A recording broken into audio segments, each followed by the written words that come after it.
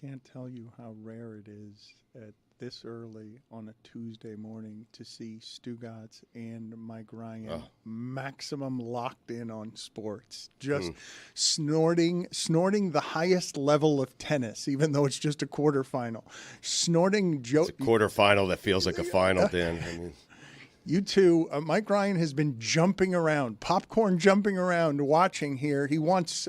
What do you want here? Clearly, you just want this match to go on forever. Yeah, and I'm not going to get that. Imagine if this match were any good, but just Djokovic with Andy Murray coaching him right now is just too strong. But I do love early morning tennis. A reason to feel alive on a Tuesday. I've got so much money on this I'm about to lose, and I really probably shouldn't be betting this heavy on tennis. The room is a little light today because we've got illness, and Jessica's simply feeling sick. She's flying back. We're trying to get into contact with her, but we've got a lot of soldiers down with sickness, and Stugotz is asking because he's a bit of a hypochondriac. well, I mean, we should be concerned, should we not? I mean, no one's here. Stugotz is saying, what is it? Do you know what it is? It's a viral strain of what that has all of these people knocked out today? Have you read about the diarrhea strain? It's not that. At least I don't think it's that. Brown wave. What about it? There's a really bad violent diarrhea thing, like where you get it and within minutes you're vomiting and pooping. And we just pulled out of the World Health Organization. Oh, please don't. Can we not do that today? I had Look such behind him. I hate to tell you. I saw that. I'm like, guys, the show's been cooking the last few months. We haven't talked to anything. Just, all right, so what? He did a Nazi salute. Let's move on. Yeah, I mean, I did have the over on a day and a half before there would be a Sig Heil in this new administration, but unfortunately I lost my money on that one, so it's behind Dan now.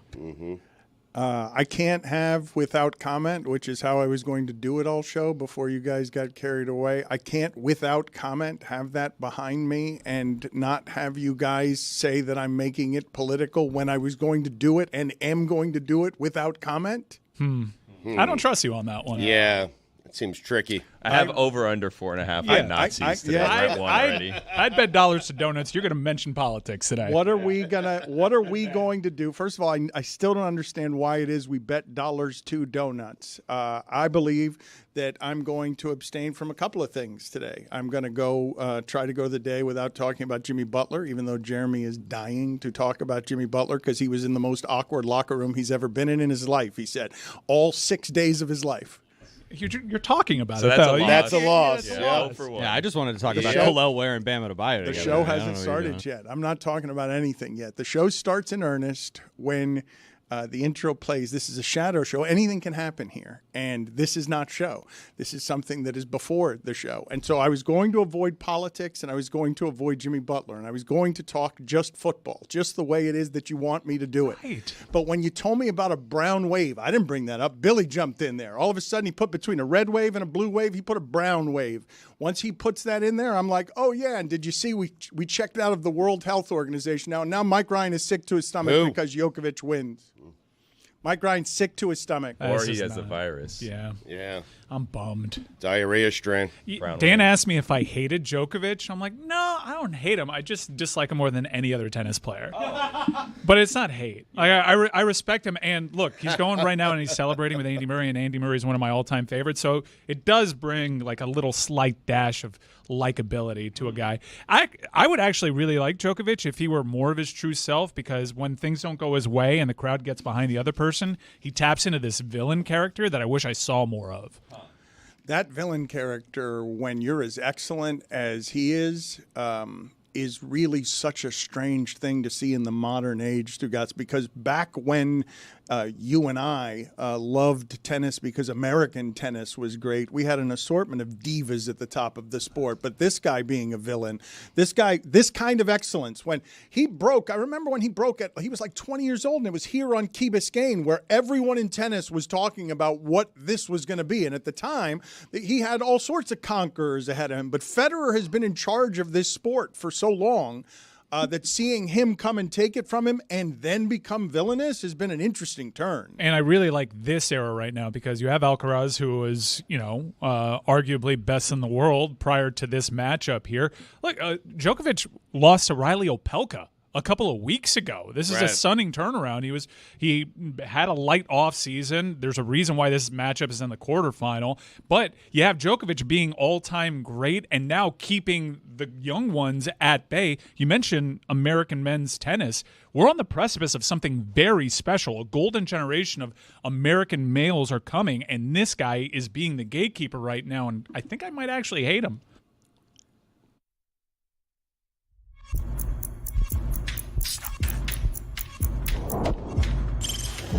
Stop that.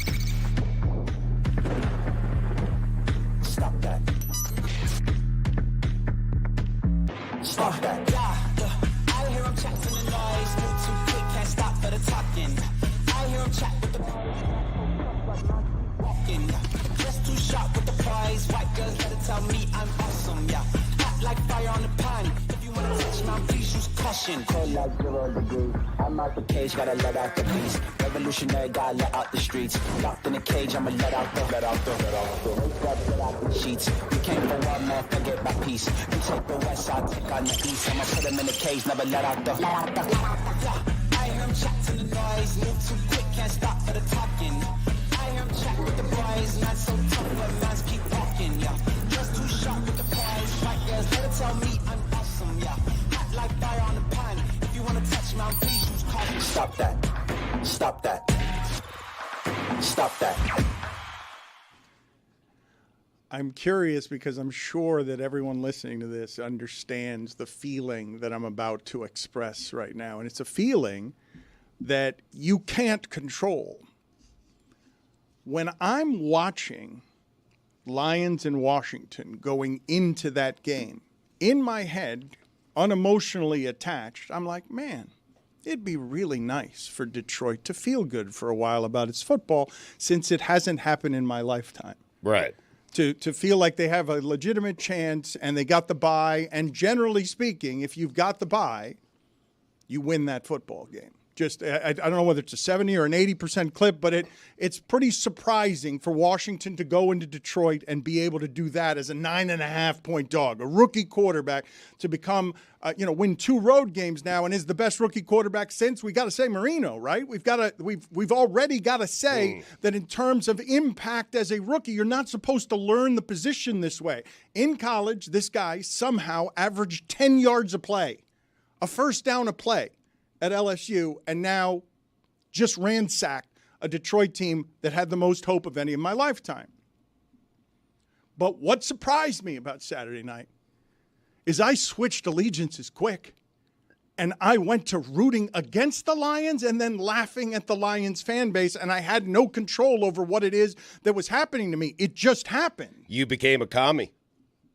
That's what happened. Yeah. Huh. I didn't have this in this America. I became a commie. Huh.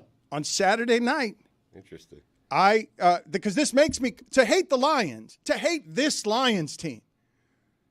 Dan Campbell, you're really going to do the trick plays? They don't look cute. When all you have to do is have Goff not be Goff, we knew he was going to be Goff. We knew at some point you were going to get Goffed. And were you guys with me on laughing at Detroit, or did you feel bad for Detroit? I was laughing at Detroit ahead of time because I didn't understand. There are about 4 franchises in that league where nothing good will ever happen to them. Yep. And for them to be consensus favorites to go to the Super Bowl, really, the Detroit Lions favorite? We expect the Detroit Lions and their fans to feel joy? Like, hold on. Like, let's temper our expectations just a little bit. We still have to see it. And also, I know they made it to an NFC championship game, but this core, I don't know if that's enough suffering. Certainly, the franchise and the fan base has suffered plenty. Don't get me wrong. But, more obstacles. Jaden Daniels is a really good quarterback. I was just really confused as to why that franchise and its fans were so confident. So you need more suffering from Lions fans and for the Lions organization because they haven't suffered enough. I need the amount of suffering around this core of Lions players for them to go into a big game and not be cocksure. Right. And they walked into that game cocksure. Are the Commanders not also a suffering fan base? Yes. So did you not feel good for them? Yeah, but the Commanders had a run in the 80s and 90s that most fans of any organization would take. I would take that run. The Commies hadn't won a playoff game since 2006. Yeah. They've now won 2 on the road, and he's threatening to do something, Stugotz. I mean, to ransack a league by surprise. You're 2 wins away. I don't expect them to win in Philadelphia either, but that was a slop football game, and Philadelphia and Buffalo were ready to give away those games at the end. Like both of those games were ready to go. When I want to get back to Detroit in a second, but I want to, since we were talking about the Buffalo and the Raven game, because I want to talk about Mark Andrews. Mm-hmm. To have your excellence, Bill Buckner, like that. Mark Andrews has more touchdowns than anyone in the history of that franchise. That franchise has been really good. Yeah. For him to have a Bill Buckner moment where, you're going to remember that he should have caught that. When I keep arguing on behalf of Stugotz, and I know Mike and others tell me that I'm soft for doing it, man, it's got to be hard to catch a hard, slick football in the cold. Like, that's an unplayed. It's your job, man. Especially when it's not totally on the money. I know. When it's not totally on the money. I know. But I want to. How about Harbaugh? Drop a new 2-point conversion play. Yeah. Every single time is the exact same play. I don't know if it's worked once. It's not a stoppable playing. It is very stoppable. It's been stopped every single time he's done it. I don't think he succeeded at once. I saw 3 different examples of when it was stopped. It hasn't worked one time. Drop a new play. How about give it to Derrick Henry and have him just run it right up the gut? Yeah, that's a good plan. Fine. Yeah. That is. He's huge. That is a plan. Yes, he is huge. Hard to tackle, Dan. You want the MVP with options. Is better than Derrick Henry one option. That's a pretty good option. Agreed. MVP. Agreed. Ridiculous. But okay. Ever heard of Isaiah Likely? It's because Mark Andrews sucks now. The reigning MVP. The reigning. He might actually win a third, which means he has as many MVPs as postseason wins. Yeah. Yes, he's got. This is an interesting thing. Okay, because he's got in a league you cannot do this anymore. He's got multiple turnover games. Half of his playoff games are multiple turnover games. And when I say you can't do this anymore, Stugotz, the winning team in the playoffs that we just saw this weekend threw for an average of 166 yards. Mm-hmm. What's changing in that sport is, no, that's fine. We'll play it in a tiny, tiny phone booth, but our quarterback will not give it up. C.J. Stroud will get sacked 8 times because there'll be pressure up the middle, but our quarterback will not be turning the ball over. In fact, Patrick Mahomes' worst season of his life we're seeing right now. This is the worst statistical season of his life. You want to guess how many 300-yard games he has? 2. 3. What? 3 all season. He's got 3 300-yard games. Patrick Mahomes has been mediocre and has double-digit turnovered it. But this is what I wanted to tell you about the Bills and why I think the Bills are going to win the Super Bowl, even though they are a team. Why would they ever expect good things to happen to them, right? The Bills are. Yeah, they're one of those 4. They're one of the teams, yes. Well, who are the 4, by the way? But they've done so much suffering. It's the Jets, it's the Browns, Browns, Lions, Bills. Yeah. I mean, the Bills they've been to 4 Super Bowls. Yeah, but and then what happened? You lose all of them. Yeah. Stugotz, Notre Dame's season's not going to be remembered. You can't win That's it a unless you shame, get 'cause there, it Dan. really I'll never should. forget it. Yeah, it really should be remembered. Yeah, it should. Man, there's so many football storylines. I want to take that one now. You don't remember second place. You don't remember it. Like Notre Dame Sometimes fans. you no, do. No.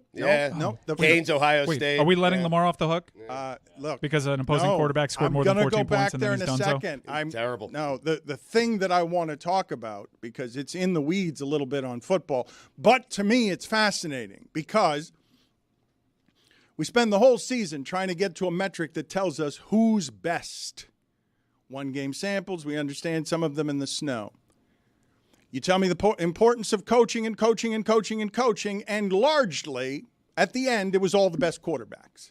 Largely, Sam Darnold became Sam Darnold, Jared Goff became Jared Goff. Everyone's still terrified of Stafford. You're lucky to beat him with Hurts and a $122 in passing because he doesn't turn the ball over, and Philadelphia will just run straight at you. And like that, the way that team plays is crazy. Yes. Like in the modern age, to beat you 50 yards at a time with Saquon Barkley because Lane Johnson is just bigger than everybody. But to have the Buffalo Bills advance to now a game that is the weakest Chiefs team, even though it's only lost twice. How do they keep getting away with this? What's going on here? The weakest Chiefs team that we have seen in the Mahomes era, and certainly the weakest offense that we have seen in the Mahomes era. What Buffalo takes into that, and Stugotz, I want you to help me examine this because it legitimately is something I do not understand and have not seen. A quarterback who was wildly inaccurate coming out of college and unbelievably reckless with the football has become now a quarterback who we haven't had in the league since 1970. Because that's the last time you'll find somebody who fumbled as little and threw as few interceptions and took as few sacks, negative plays from a quarterback, as this one.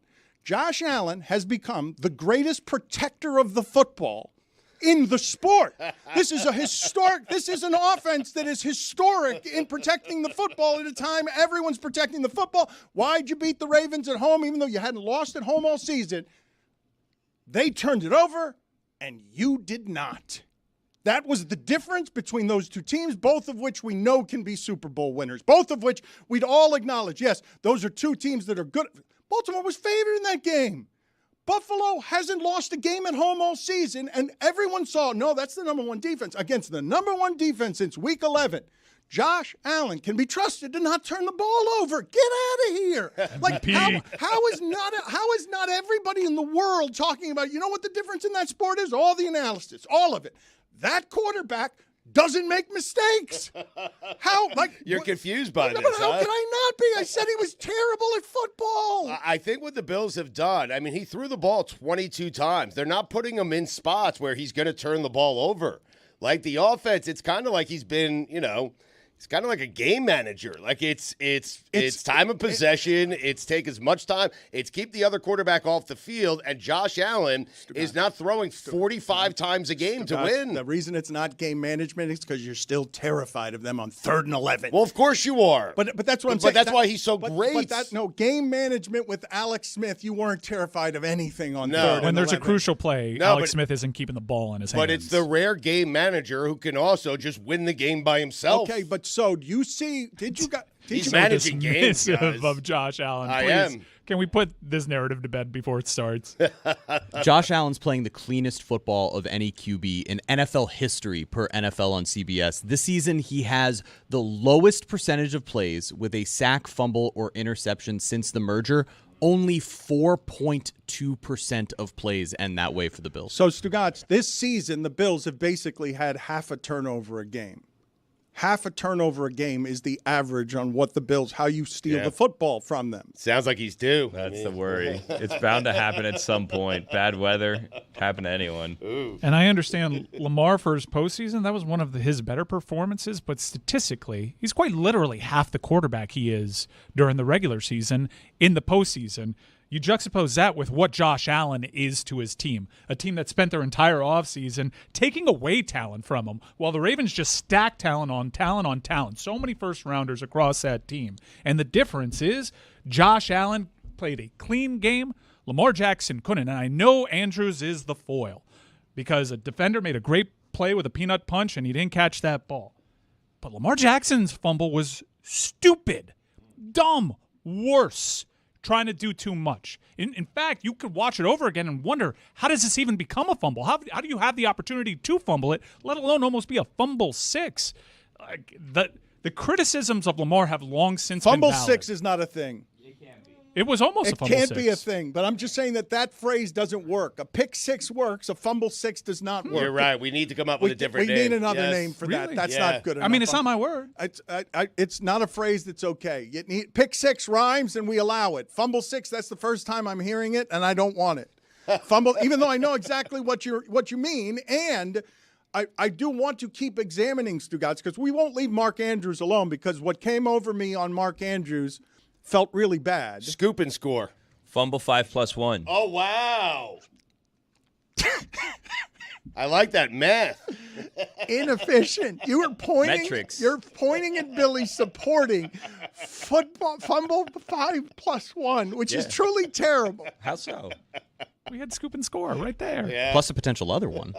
I quickly bailed on my own and went to Billy's defense. I want to talk about Lamar Jackson, Stugotz, and Mark Andrews because at the end of that game, Lamar Jackson did what you require from the MVP on the road. Yeah. At the end of the game, the punctuation falls to someone other than Josh Allen and Lamar Jackson, which is why I feel so bad for Mark Andrews, because we were about to get what Roger Goodell does to solve every problem. More football. Yes. We're going to get 18 games. We were about to get overtime between Josh Allen and Lamar Jackson.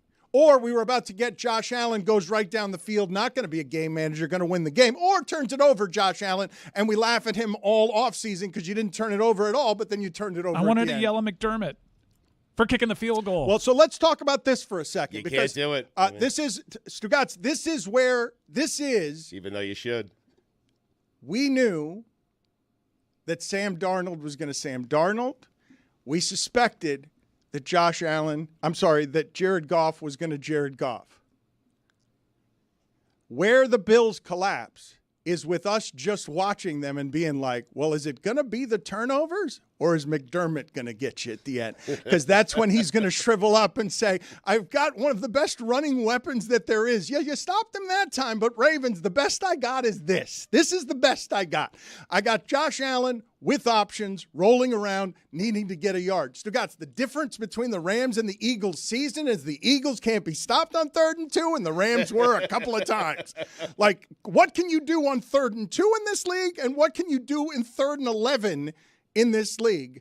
That game was won. McDermott could have choked out Lamar Jackson at the end and instead kicked a field goal in the snow. When even if you go for it and miss, you're still putting Baltimore in the situation they got to go the whole field and get a touchdown. But don't you guys think, because that touchdown was scored with 90 seconds remaining on the clock, so if they convert the 2-point conversion, it's a tie game. I do think Josh Allen's taking them right down the field, and they win it. Game over. But you can do that in fiction and hypothesis, but it could also not go like that, and then we're laughing at you the rest of the way. Stugotz, do you know how close we were to laughing at the Eagles?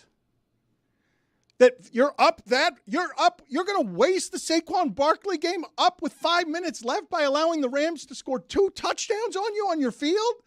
Like, and if Stafford had done it, how surprised would you have been? Not very.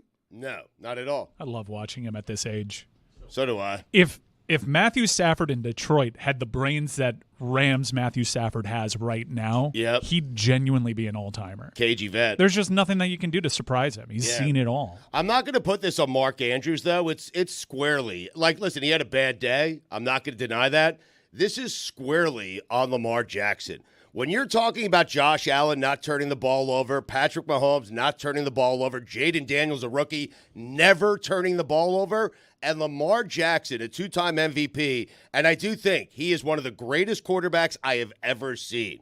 But my fear for Lamar Jackson is he's going to turn into Dan Marino. There are too many good quarterbacks for all of them to win Super Bowls, and that's on Lamar. That's the glory position. That's the position everyone is watching. You cannot turn it over twice in that game. So Stugotz is not wrong about anything that he's saying, but this is the context I would offer you, and the reason I say he's not wrong is he wasn't wrong all that time ago when he gave me the same analysis on Peyton Manning and the beginning of his career. And he was this loud about why Peyton Manning wasn't as good as you think Peyton Manning is because he didn't win championships. After 8 playoff games, both Peyton Manning and Lamar Jackson are 3-5. And over 7 seasons, when you win 80-plus games, the only one to not make it to a Super Bowl other than these Ravens is Peyton Manning's Colts. So, yes, you got to win in the playoffs, and he had a couple of turnovers. But for you to skip past Andrews, a guy touching the ball 7 times in the game, fumbling it once, and then dropping the tie and saying it's all on Lamar Jackson when Lamar Jackson made the throw at the end that needs to be caught to tie the game, like you're not showing any nuance there. Well, I never have. Could have been a little bit better. Not going to start today. I mean, it could have been, sure. It could have been a better throw. And don't forget, like the Derrick Henry one, too, where Henry has to slow down because he's wide open. Like all these. These are the little things, Dan. Little missed throws. Yeah. I know I'm nitpicking, but I nitpick greatness.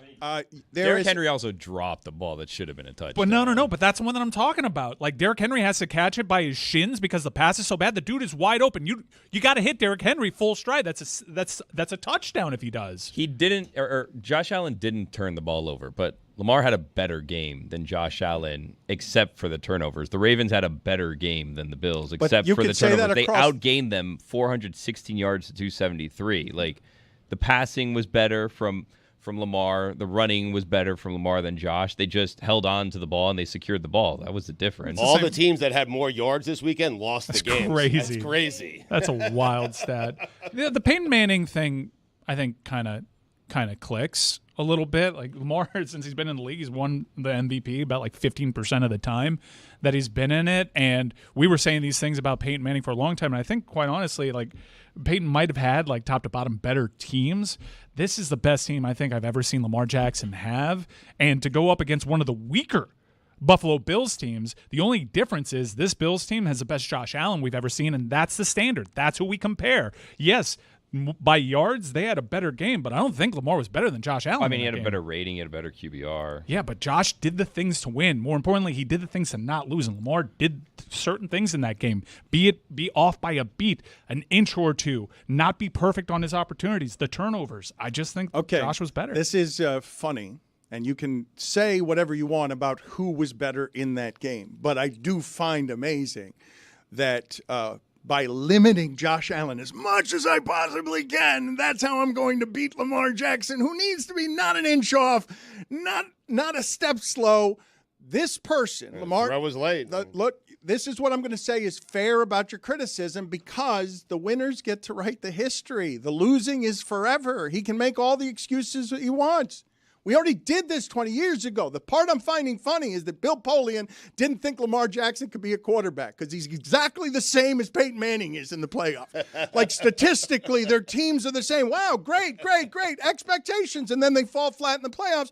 And I spend the entire time arguing to anyone who will listen, Peyton Manning is a better quarterback than Tom Brady. And I am wrong eternally, because he had the start that Lamar Jackson did while Tom Brady was winning right out of the gate, because we do believe there's a knows how to win. And Patrick Mahomes and the Chiefs are the ones that have that now, because none of us even understand. We'd all be willing to dismiss them as the worst team remaining in these playoffs, given how limited their offense is. But they keep winning every which way, including against the Texans in a way that was a bit baffling. They have 12 wins by single digits. It will be funny. Think about that. It will be funny to see if they win again, just because they know how to win, and none of us understand how they know how to do that.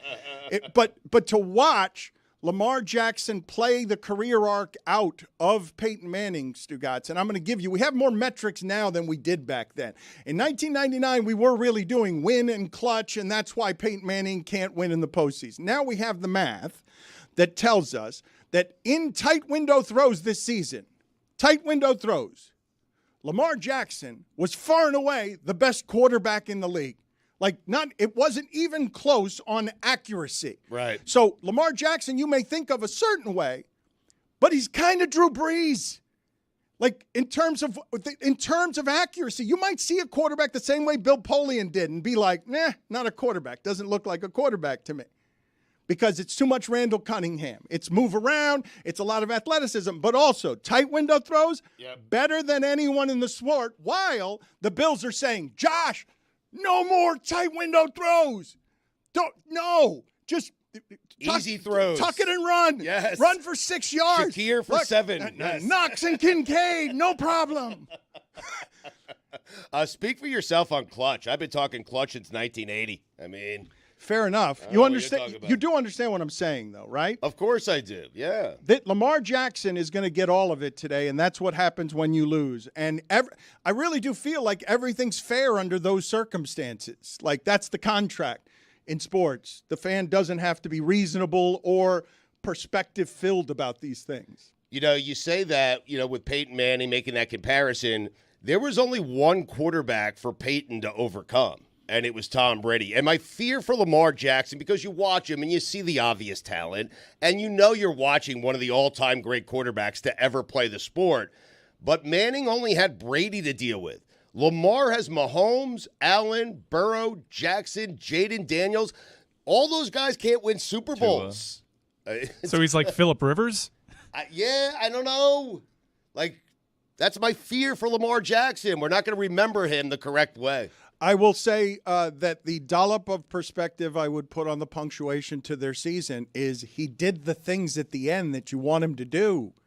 It can't. Except win. It can't. Look, I understand, Stugotz, but you and I remember Tom Brady winning a Super Bowl because Pete Carroll didn't just hand the ball to Marshawn Lynch. Tom Brady was on the sidelines. No more clutch, no more of a winner. He was watching the way the rest of us were watching. On the play and in the drive that was needed from Lamar Jackson, he went down the field on the road and tied the football game. I know, but he puts himself in those positions with the turnovers. That's the point. Like, Dan, that's a game. If you really watch the game and break down the stats and look at it, Baltimore should have blew him out. Correct. And turnovers are that important. And I've watched Stugotz. One of the great frustrations of my aesthetic football lifetime is, oh, please don't make Patrick Mahomes play that way. Like, don't make the sport change and so much with the athleticism that now Patrick Mahomes, I'm looking at him statistically, and he'll win at the end, but he's a totally mediocre quarterback. And what used to be, I can get 177 yards to just Tyreek Hill, is I get 177 yards, and 117 of them are to Travis Kelce. 16 to 25, 177, one touchdown, no interceptions. He's Alex Smith. Come on. It's bad. Like, it's frustrating. It's frustrating to watch. That's going to win? Okay, so we're just going to Andy Reid squeeze it to death. We're just going to, how do we get to 22 points by any means necessary? If we could just get to 20. That offense, and I was always scared to bet the under on 30 and 31 and a half. Team total. That offense is at the top of the sport. Had kind of the easiest game this weekend, unless you want to go with the commies. And now you're set up where the analysis of all of this from the start should have been some form of, you know who's going to be remaining at the end? The people I think are the best quarterbacks. And also Jalen Hurts. Because Philadelphia is playing a different – Philadelphia is saying, you know what? What I love about what Philadelphia is doing. It's great. Yeah. It just is. It is so great, and it's so great for that city. Because that city considers itself rugged. I don't know how high Saquon Barkley has now climbed on Philadelphia sports legends for all time. But beating a football team to death with his thighs in the modern age, instead of going space age, just saying, you know what we're going to do? We're going to break off a 70-yarder here at some point because he's too big and strong and you're going to get tired of tackling him. Jalen Hurts threw for 128 yards. What Philadelphia has in its backfield that is so great. It's not just that their offensive line will maul you, okay? Because, Stugotz, I don't know how much of the Rams-Eagles did you watch this weekend? Not a lot, to be honest. All right. So there was one storyline they were playing up all game that was fun to watch, okay? And Jared Verse said before the game, and he's a menace. He went to FSU. He also went to somewhere smaller before that. And he's just so fun. And he said he hated Philadelphia and that their fans weren't that smart. And then around the stadium before the game, he's, showing muscles in the cold, just taunting fans. He went to school at Albany, Dan, before. The Great Danes. Tell me something about Albany. Tell me something about what the capital of New York. Reese Poffenbarger went there. What was this human being doing to other human beings at Albany? Because he's a menace of a man, and he's a first-round pick, and he goes into that game, and he starts taunting Philadelphia, and also – after a sack where he really ragdolled Jalen Hurts, who's got one of the, he doesn't get ragdolled very much, Jalen Hurts, because of what his lower body strength is. He gives it felt like the gladiator spectacle, Stugotz, where he's in the center of the field and he's giving Philadelphia fans double thumbs down. But he's going up all game against Lane Johnson, who's about twice his size. Like when you see those cameras from the back, what you're watching is he just keeps getting – all of these players just get engulfed in Lane Johnson, who hasn't allowed a sack in I don't know how long. The Rams were this close, Stugotz. Oh, they were. They were this close. Nobody has to go through Detroit anymore. The Rams. We all know that this close to hosting the NFC Championship game in Glendale. The Rams. I think it would have been at SoFi. Really? Yeah. Well, I was rooting for LA. I really was. Yeah. I was too. Did you watch? Not a lot. Can I ask you guys this question about Mark Andrews? Because my eyes may be lying to me on this one. Jeremy, if you could look this up for me, I would appreciate it. I think of Mark Andrews as somebody, and I may have this totally wrong, DeAndre Hopkins, Larry Fitzgerald, these two human beings were statistically people who had more tackles than drops in their careers. They tackled people after interceptions more often than you would throw the ball, hit them somewhere within a radius that was seen as catchable, and it ended up being a drop. I don't think of Mark Andrews as someone who ever drops the football. However, whatever the sport does to the human body, that guy is one of the first kind of Gronky people that there have been, leading the Ravens in touchdowns. If you throw the ball near that person, it's not guardable. The DBs aren't big enough. If you throw the ball accurately, he becomes, for Lamar Jackson, what all those receivers were for Drew Brees when it was all timing accuracy, not guardable, always open. 3rd and 11, whether it's Michael Thomas or Mark Andrews, always open, and if you throw it over there, the DB's not going to be able, without interfering, to get around his body to get near the football. Is Mark Andrews a dropper late in his career? Because I was trying to think on the way in here today, did Mark Andrews just Bill Buckner? Like, in whatever the modern equivalent of those things can be. Jackie Smith. That's old school, though. I know who that is. Well, so is Buckner. But for the people that don't. But Jackie Smith is what year? Is that? Are we talking about 1990s? No, that's a 1970s? Cowboys like Steelers Super Bowl. 1970s? Yeah, Okay, so yeah. so Roy, you went old school there, and you always frighten me and surprise me when you do that because you went old school beyond the old school, and you went to the original Super Bowl. It wasn't the original. It wasn't It's like Super Bowl 79 1. in Roy's defense. I mean, your World Series was 86. But I'm talking. Yes, but I mean, it's a comp. I mean, Jackie Smith was a tight end. He dropped the ball in the end zone. No, but so Jackie Smith, if you were to look that up, I don't know if we'd get in trouble with football footage. We probably would. But if you guys could find Jackie Smith was wide open in the end zone. This was just they threw it at his chest and he failed to catch it. I think that was also in the snow. If I'm not. No, that was in Miami, wasn't it? Was it? I think it was in Miami. All right, we will find out in a moment. Wow. He was just standing in the end zone. Mark Andrews had 69 targets and 4 drops during the regular season. So It was the best catch percentage of his career, actually, this year at 79.7%. He's always been above 65%. he catches roughly 94% of the catchable passes thrown his way. Catchable, though, right? Late Yeah. throw. I mean, that was certainly a catchable pass. It could have been better. Yeah. Larry Fitzgerald, for his career, Dan, had 29 drops and 41 tackles. I think DeAndre Hopkins is something like that. It's an amazing couple of stats. I just felt this. I know you guys make fun of me all the time for my weepy, syrupy, I feel bad for so-and-so. For the Josh Allen, Lamar Jackson game with some stakes on it that felt like a Super Bowl to end in incompetence instead of competence made me hurt for a Hall of Famer of excellence that we can all agree has his name associated with greatness, most touchdowns in the history of the franchise, but might have just got stamped out by a moment because I don't know what Jackie Smith did in his career. I remember last week when we were talking about Bob Uecker, I failed to mention, like, Bob Uecker for his career batted 200 and like had 145 at bats or something.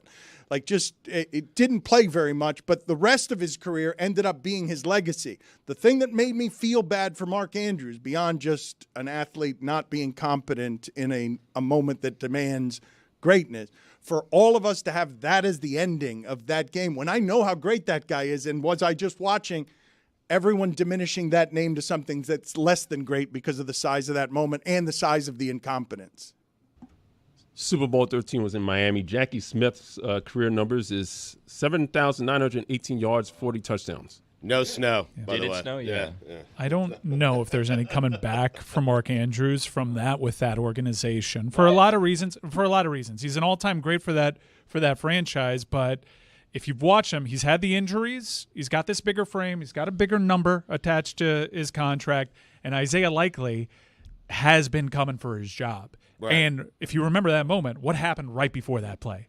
Isaiah Likely's there for Lamar Jackson, just like he's been there. Isaiah Likely, the last season. 3 seasons, this is felt fun to watch visually because it's sort of the evolution of the position, and to watch it happening on that team, Stugotz, for that position. When you're watching, tell me I don't have this right, because this is pretty rare in football, I think. I have watched Mark Andrews age in a way that's obvious to the eye. I've watched a lot of his career, a lot of those touchdowns. So when he's moving, I can see, not unlike I can see with Patrick Mahomes scrambling, oh, that's where football stole some of his youth. It's the same number. It looks like the same body. I'm expecting it to look the same at the end as it did at the beginning, but it doesn't. And the reminder is in his own huddle when Likely runs down the field and he doesn't look like he needs WD-40. Right. It's not chunks of rust that are falling. No, he's young. Yes. He's fast. Andrews is only 29. Like he played with Baker. Yes. By the way, Jackie Smith made it to the Pro Football Hall of Fame. Also, he's white. Put it on the poll at Le Batard Show. Maybe that's what I thought with Snow. Oh. Has there ever been a white Jackie? The rapper? I don't know. Put it on the poll Male. at Le Batard McMullen, Show. yeah. Has there ever been a white male Jackie? Jackie Moon. Harbaugh also went for 2, by the way, in the third quarter. Like, had he just kicked extra points both times, the game would have been tied, and they wouldn't have had to go for 2 at the end of the game. Maybe McDermott doesn't kick that stupid field goal, though. Jackie Gleason. Wow. Wore his belt buckle to the side. Back to you, Dick. Who wore Jackie Gleason or Stugotz? Who wore their belt buckle? Jackie Gleason. He off would to the wear his side. Belt buckle on the side. Yeah, he did. Why? I don't know. He's a big man. Yeah.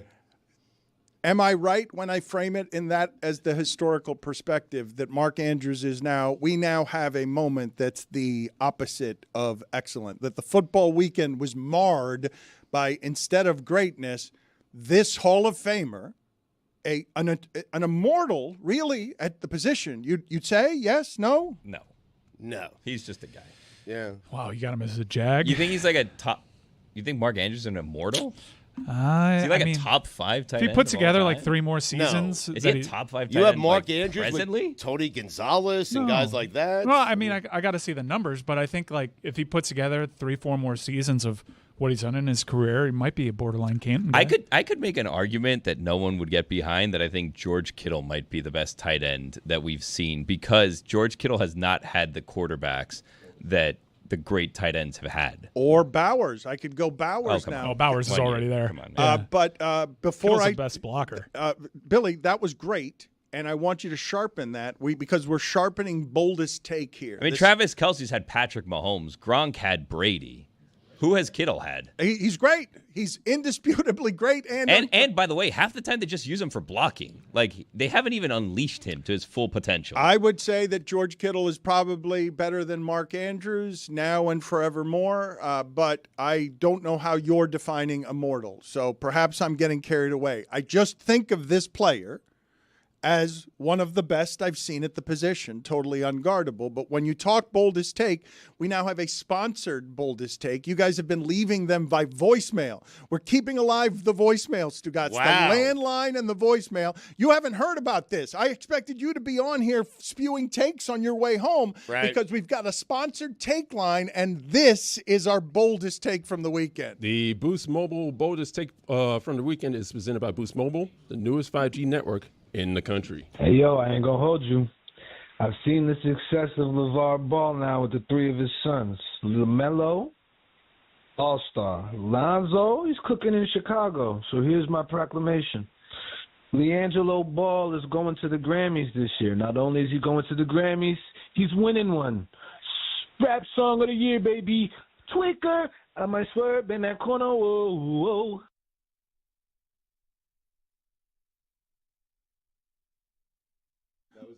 We can do better.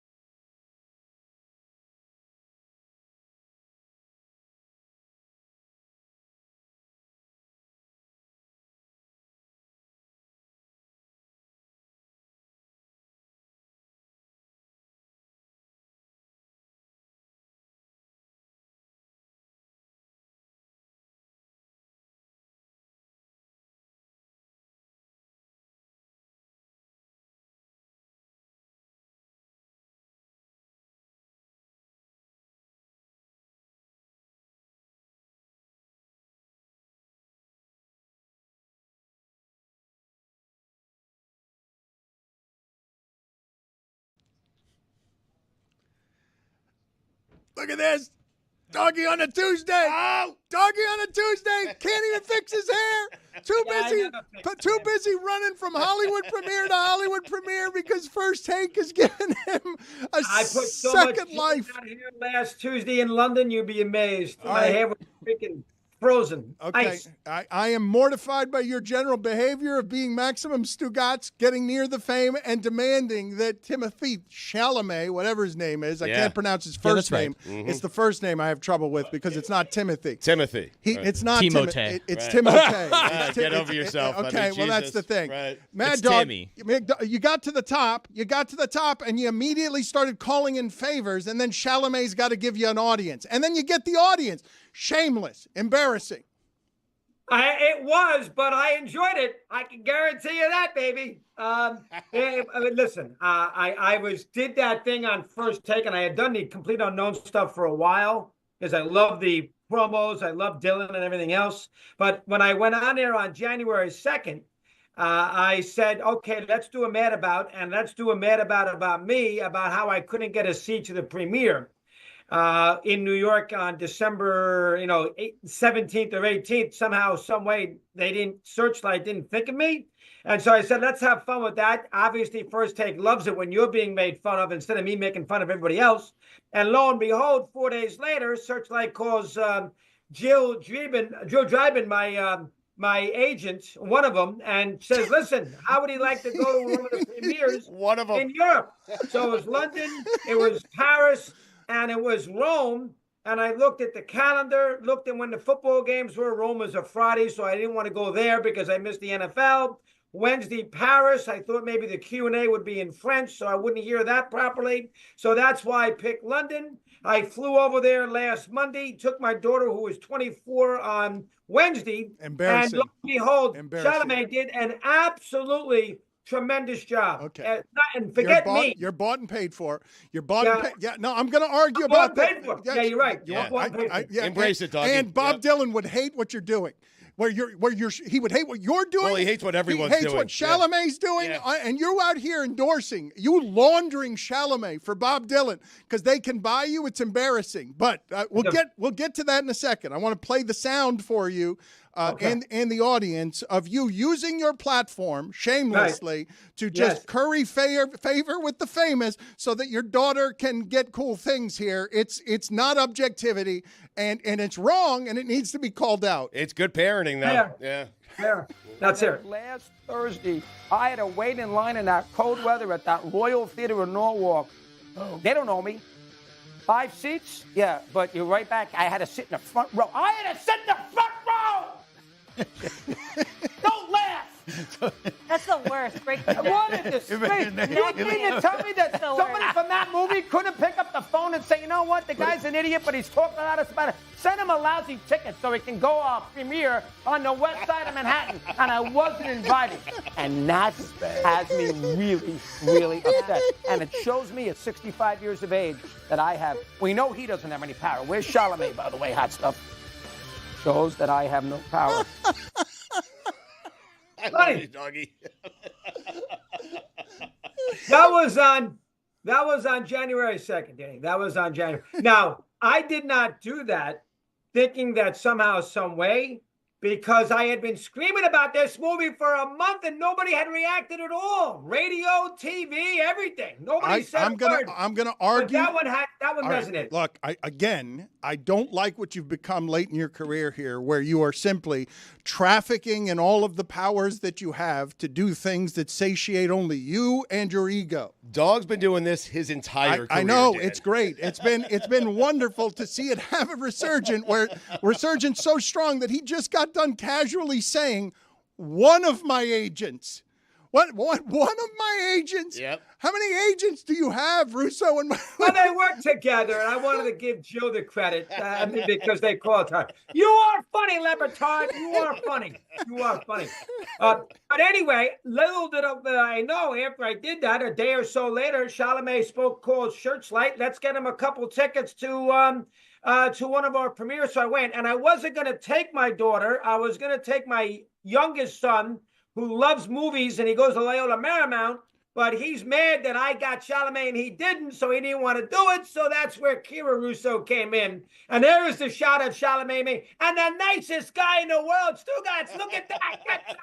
The nicest guy in the world. Yeah. And oh, what a nice kid. And forget me.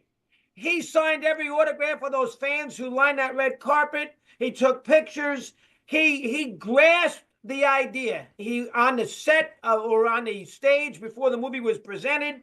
He did a great job. Talked about the LA fires. I mean, I can't tell you how. And then he's doing Saturday Night Live this week, as you guys know. So I can't tell you how good he did. What a nice kid. What a nice kid. Doggy Djokovic, huh?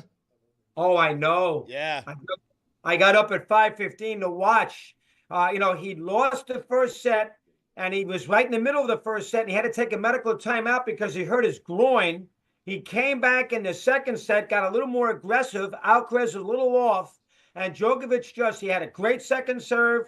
He much more offensive than normal. He got a little healthier. That's a hell of a win. 37 years of age, beating Alcaraz in four sets, winning 3 in a row. Now he's in the semifinals of Australia, which he's won 10 times. We're getting off the beaten path, but that's a hell of a win. Well, you're not getting off the beaten path, but this Mad Dog still has a good ear for this. He knows when the audience wants 45 seconds of Mad Dog and when they want 25 seconds of Mad Dog on a subject. But I do think it's fair to say that you might be the country's preeminent voice on tennis, no doubt, in this sphere. And so what you just saw this morning that still gets you up at 5 o'clock in the morning, you just saw a champion do what great champions do and push back youth by going and summoning his own, even though he's injured. And you just saw Djokovic throw back on somebody who's young and coming for his job with, no, I'm better than anyone who played in my era. I'm the best there's ever been. 100%, Dan. Remember, he beat him in Paris when he won the Olympic gold medal, which he really wanted to do. He won in straight sets and tie-break sets, took 3 hours on the clay. He did not win a major last year, Djokovic. He lost, he didn't win. He got to some finals, but he lost. Obviously, Alcaraz beat him in 2 straight Wimbledon finals. Alcaraz is an all-timer. He's going to be, and Alcaraz handled himself great today. I mean, even after he lost, he's a very, very cool guy. He's a good loser. And Djokovic did a hell of a job. I mean, he had some offense today. He served big, and in one of the sets, he was up 3-0. I think it was the third set of the set apiece. He was up 3-0, lost 3 straight games. And you figured, all right, he's had his little run. Now he's dead. And he hung on to win the set. So I give him a lot of credit. He'll play Zverev next in one of the semifinals. He's still got to beat Sinner, who's on the other side of the draw. That will be absolutely tricky. It's amazing, Dan, how you went from Chalamet, red carpet London, to Melbourne, quarterfinals Djokovic. Talk about transition. That's a hell of a job on your part. Russo, it's one of the greatest compliments you could give as a host for all time to tell me that I am doing this correctly. I will have you know that as you were talking about tennis, I brought it to tennis. Yes, you brought it to tennis. I will give you your credit in a moment. If you give me just a second, I will tell your idol about the good thing that you did. That's where I was headed. As you were talking, Stugotz was saying in my ear, I couldn't even hear you, this is how he does it, baby. This is how the music plays. He goes through the resume and shows you how he knows off the top of his head all of this person's credentials, and then he dismounts, and he's a gymnast for all time. Stugotz was doing play-by-play on what it is that you were saying because he's enjoyed your tennis analysis for 30 years. Doggy, I was telling Dan right before you gave credit to Alcaraz, he's going to give credit to Alcaraz. So how about that? He did. He knew. Really? He's got got the scouting report on you. He could do it. I would love to have Stugotz play-by-play that you could hear on how well he can do you for you because I know that. I'm well aware. He follows me. I got to be careful with him because he's idol might be a little strong, Dan, but I'm a sports fan first. And so, I haven't watched that much of the Australian Open yet because it's been a week earlier this year, which means it's in the middle of all the football. So I've stayed away. I'll be on top of it this week. Djokovic plays Alcaraz. He's 37 years of age. How many more times is he going to get a chance to be on this stage? I know PMAC fairly well. He's calling a match. Fowler will be there for the weekend, by the way.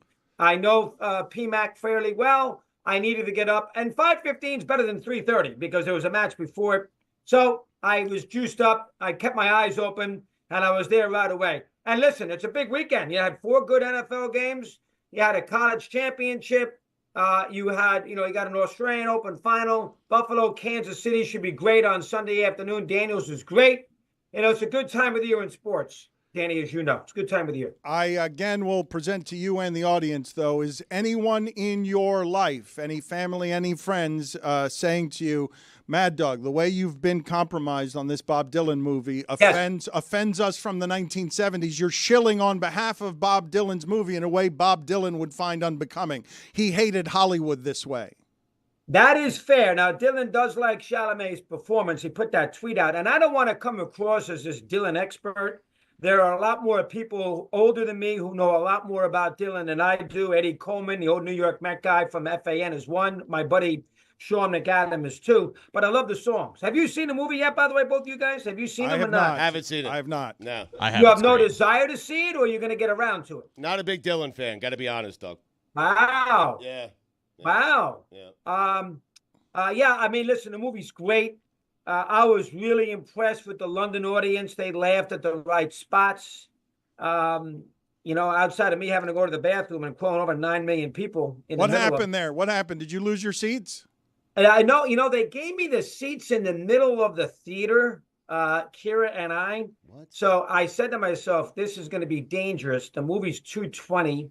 I had to sit there through the little prelim with the 3 actors, Monica Barbaro, Norton, and Chalamet. I'm definitely, I'm 65 years of age. I get up 9 times during the night. I knew I was going to be in a situation where I was going to have to crawl over somebody. The seats weren't good enough. I had to pick my spot.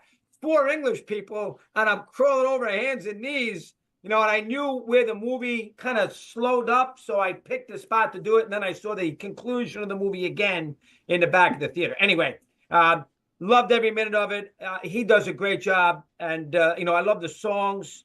It's authentic. It did not disappoint. Now, be fair, Dan, be fair.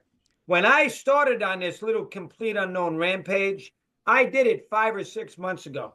I did not do it with the idea, well, let me do this enough times and somebody from the movie will find out about it. And as a result, I'll get preferential treatment.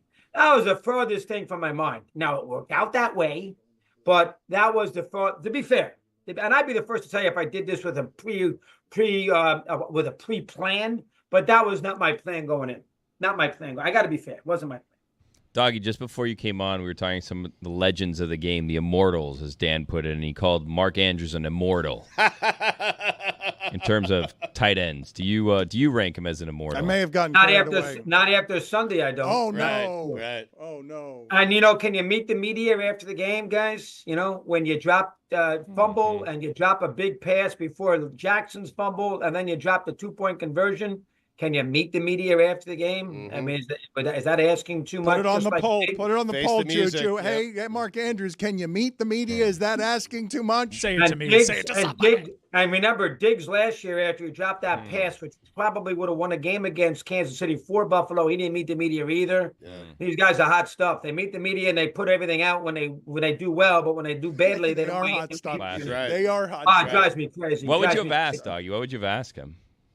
I would have been nice about it. I would have been, it was his first fumble of the year. I thought the fumble at midfield was worse than a 2-point conversion. And I say that because I think even if he caught it, 1:40 to go, Buffalo 2 timeouts, Bass had already made a 51-yard field goal. I think Buffalo probably would have gone down the field and maybe win the game with a field goal. But the fumble at 24-19, if he doesn't and they score and, go up 3, they would have been no worse than overtime. So I thought the fumble at midfield actually was worse than the dropped 2-point conversion myself. And, let's give Jackson credit. I mean, he did have the 2 turnovers, but he drove his team down the field. He bounced back. Do we have to give him credit? Do we have to give him credit? Credit? And I've been anti-Jackson because I think he's overrated a little bit. Do we have to give him credit? Let him talk. Do we have to give him credit? Because Andrews didn't catch the ball. Do we have to give him credit?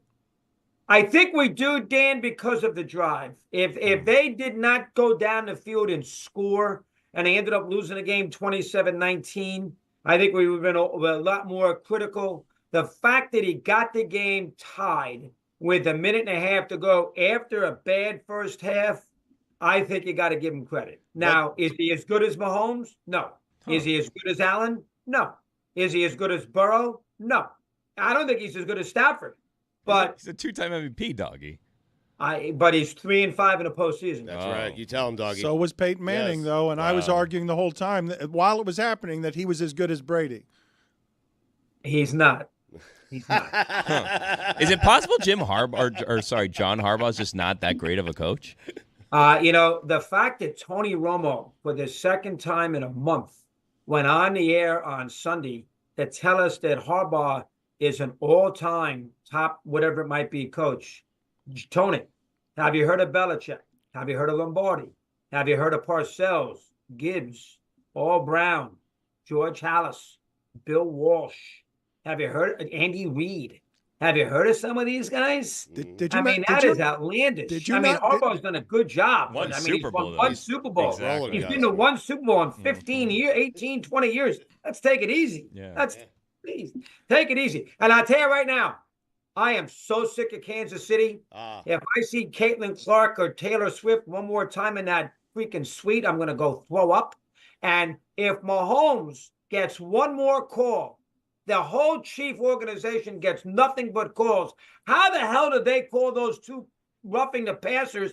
And then Mahomes is mocking the officials by trying to get a third call by dancing out of bounds and see if he can figure out a way to get another 15 free yards. That was a disgrace on Saturday afternoon. And I'm not saying Kansas City won the game because of that, but they got a field goal in the first third and 8 roughing the passer on Will Anderson, which is an awful call. And then they got the second one when he was pretended to go out of bounds, didn't, and they gave him another 15 yards, which led to a touchdown. The NFL should be embarrassed with the amount of calls that Kansas City gets year after year after year. It drives, I don't know how you feel about it. I am chiefed out, and it drives me crazy. I want to ask you, because I am someone, having done this for a very long time, but not as long as you, Oh, yes, you've done it a long time. Who marvels at your general stamina. The question I want to ask you is, does your family get annoyed by how much you just cared about what you were just talking about? You know what they care about? The volume of the voice. That's what they care about. Right. When I get into it and go loud, that's when everybody, and my poor wife, and remember, I'm an empty nester right now. And my poor wife gets it. Can you calm down a minute? But it's your passion. But Russo, it's the fuel in the furnace at the end that makes all of the economy grow so that he has 2 agents. I agree. Well, again, 2 agents is a little strong. Right. They work together. You're the one who take said it easy. I don't have Scott Forrest and Sandy Montag. Take it easy. I know. Take it easy. You said it, doggy. He's the one who said one of my agents. I didn't make that correction. You made that correction. I don't have any agents. You should have an agent for the career that you got. Anyway, tell me about yes. So the world, at least me, is going to root like hell for Buffalo on Sunday night. I don't want to see Chiefs Eagles again. Please, whatever you can do. Well, what do you want? What do you want? I'm going to root for Washington. What do you want? He wants Bills Washington. I want Bills Washington. Jaden, give me all the history here. Jaden Daniels is the best rookie quarterback since blank. That's a good question.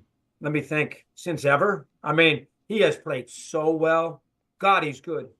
No mistakes in the postseason. I'd have to go back and look what Luckman did.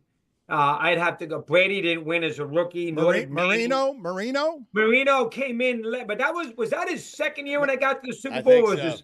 It was his second, right, Danny? But I thought that he came in at the beginning of that season and immediately showed us, oh, holy shit, no one learns the position that quickly. You rarely see it that obviously, Russo. Good point. Marino would be the other person. But listen, Marino didn't make the championship game his first year. That was his second year when they got the Super Bowl in 85 because he came out of the 83 draft. This kid is doing it in his rookie year. He had all those starts in college. I give them a chance on Sunday. Hurts' injury is going to be interesting. And the Buffalo-Kansas City game is fascinating. I thought McDermott was very conservative late in the second half, or really the whole second half on Sunday. He's not going to have to. He can't do that this week. He's got to be as aggressive as hell.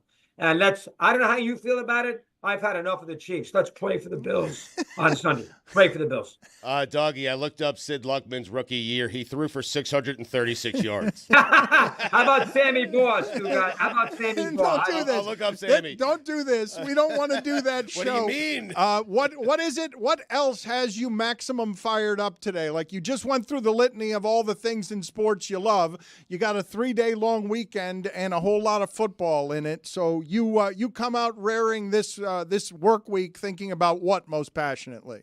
Well, I did a show yesterday because of all the games. I guess the other thing would be this. How about these Ohio State fans who for weeks wanted Ryan Day basically run out of town because he lost to Michigan when they were already in the tournament. And then, in fact, they win 4 in a row in convincing fashion and play great doing it. And now all of a sudden, he's the incarnate of Woody Hayes. You talk about a bunch of phonies, and you talk about those Buckeye fans who think in this era, when the end game is more important than any regular season game, nobody at Ohio State or Ann Arbor should care that much about Ohio State and Michigan. The idea is to win in the postseason. That is the idea. That is what Ohio State would. I'll ask an Ohio State fan this. Would they rather have beaten Michigan the Saturday after Thanksgiving and not have a flag planted at midfield? Yes. Or would they rather have had that, or Yes. rather gotten blown out by Tennessee? No, they'd be fine. That's Which fine. one they want? No, they would have taken the win over Michigan. It's a tainted championship, Doggy. They didn't beat Michigan. I mean, I would respect Ohio State fans more if they still fired Ryan Day, honestly. Oh, come on. The Michigan game means nothing. Oh, Who because he can't cares? win it. Because he No, can't but win that Doggy, game. That's Doggy. the game. He can't do it, Doggy. Doggy, last year Michigan won the national championship and beat Ohio Put it State. on the poll, I mean, Juju. Should Ohio State? I'll grant you it would be a touch sweeter if the Michigan win it was part of this run.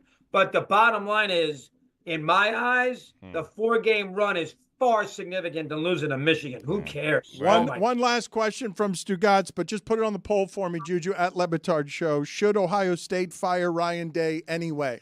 At Le Batard Show. Speaking of phony fan bases, Doggy, how about the Philadelphia Eagle fan base? I mean, this is a fan base who wanted to fire Nick Sirianni. All Sirianni has done has made it to the postseason his first 4 seasons as the Eagles head coach. Only Eagles head coach to do that in the history of the organization. He has brought them to a Super Bowl, a play away from beating Andy Reid and Patrick Mahomes. Now he's back in the NFC Championship game, and this fraudulent fan base wanted to fire this head coach, who might be the best head coach in Eagles history, dog. They wanted to fire him 7 weeks ago. I'm not a big Sirianni fan, but you're making an excellent point. And now that's Stugotz. They play hard for him. Barkley likes him. He made the right decision not playing him in week 18 against the Giants, which nobody cared about. That was obviously a big performance by Barkley on those big running plays. He's got a banged-up quarterback. He's done a good job revamping that defense with Fangio. You guys know him well. And the Eagle fan also, I had a lot of calls yesterday telling me, well, I was never worried Sunday. Never worried. What are you, crazy? I mean, the Rams had a first down at the 21-yard line with a minute left, with about to win the game. How could you not be worried, for crying out loud? Well, I want to ask you, though, when Stugotz says what he says, never mind 7 weeks ago, in the last 5 minutes of that game, Eagles fans wanted to fire Sirianni again. Like that is where the expectations are for that team. Doggy, you've seen this so many times, right? I mean, that fan base is crazy to begin with, but now give it the expectations of championships. Give it, we can win one with our backup quarterback, and we can be so much better than everyone. They've got an offensive line that mauls people, and they're trying to win football the old-fashioned way, and those fans are the craziest, as most rugged in the sport. A.J. Brown better not read something on the sidelines. They're nuts, Doggy. They were nuts 15 years ago. They were nuts 30 years ago. Yep. This is the most nuts they've been, to have this particular team representing them, and they don't trust their meathead coach. They don't, because they got spoiled on Andy Reid, and they got spoiled on the idea of we deserve to be in the championship game. Andy Reid, who won nothing for them. Nothing. Yeah, well, he got to the one FC championship. Yeah, those fans are tricky. I completely agree. It's a very fickle fan base. All fan bases are up and down, but they're beyond crazy with being up and down. And again, he has to win it all. I think him and McDermott have a lot of pressure on him. I think McDermott has to beat the Chiefs. You can't go 0-4 against Kansas City in the postseason. I think it's not as much pressure on Allen because he's played well against Kansas City in the past. That's a lot of pressure on McDermott. They have to win the game. For him, he's going to get some heat if he doesn't. And I think Sirianni, as you just said, Danny, I think Sirianni is going to can't lose to Washington. He's a 5-point favorite. And, he lost 2 years ago. Again, I thought the call was a bad call under the circumstances. He probably has to win it. So I think those two have Quinn's got no pressure on him. Reed, what are you going to say? He's won 3 titles. He's got no pressure on him.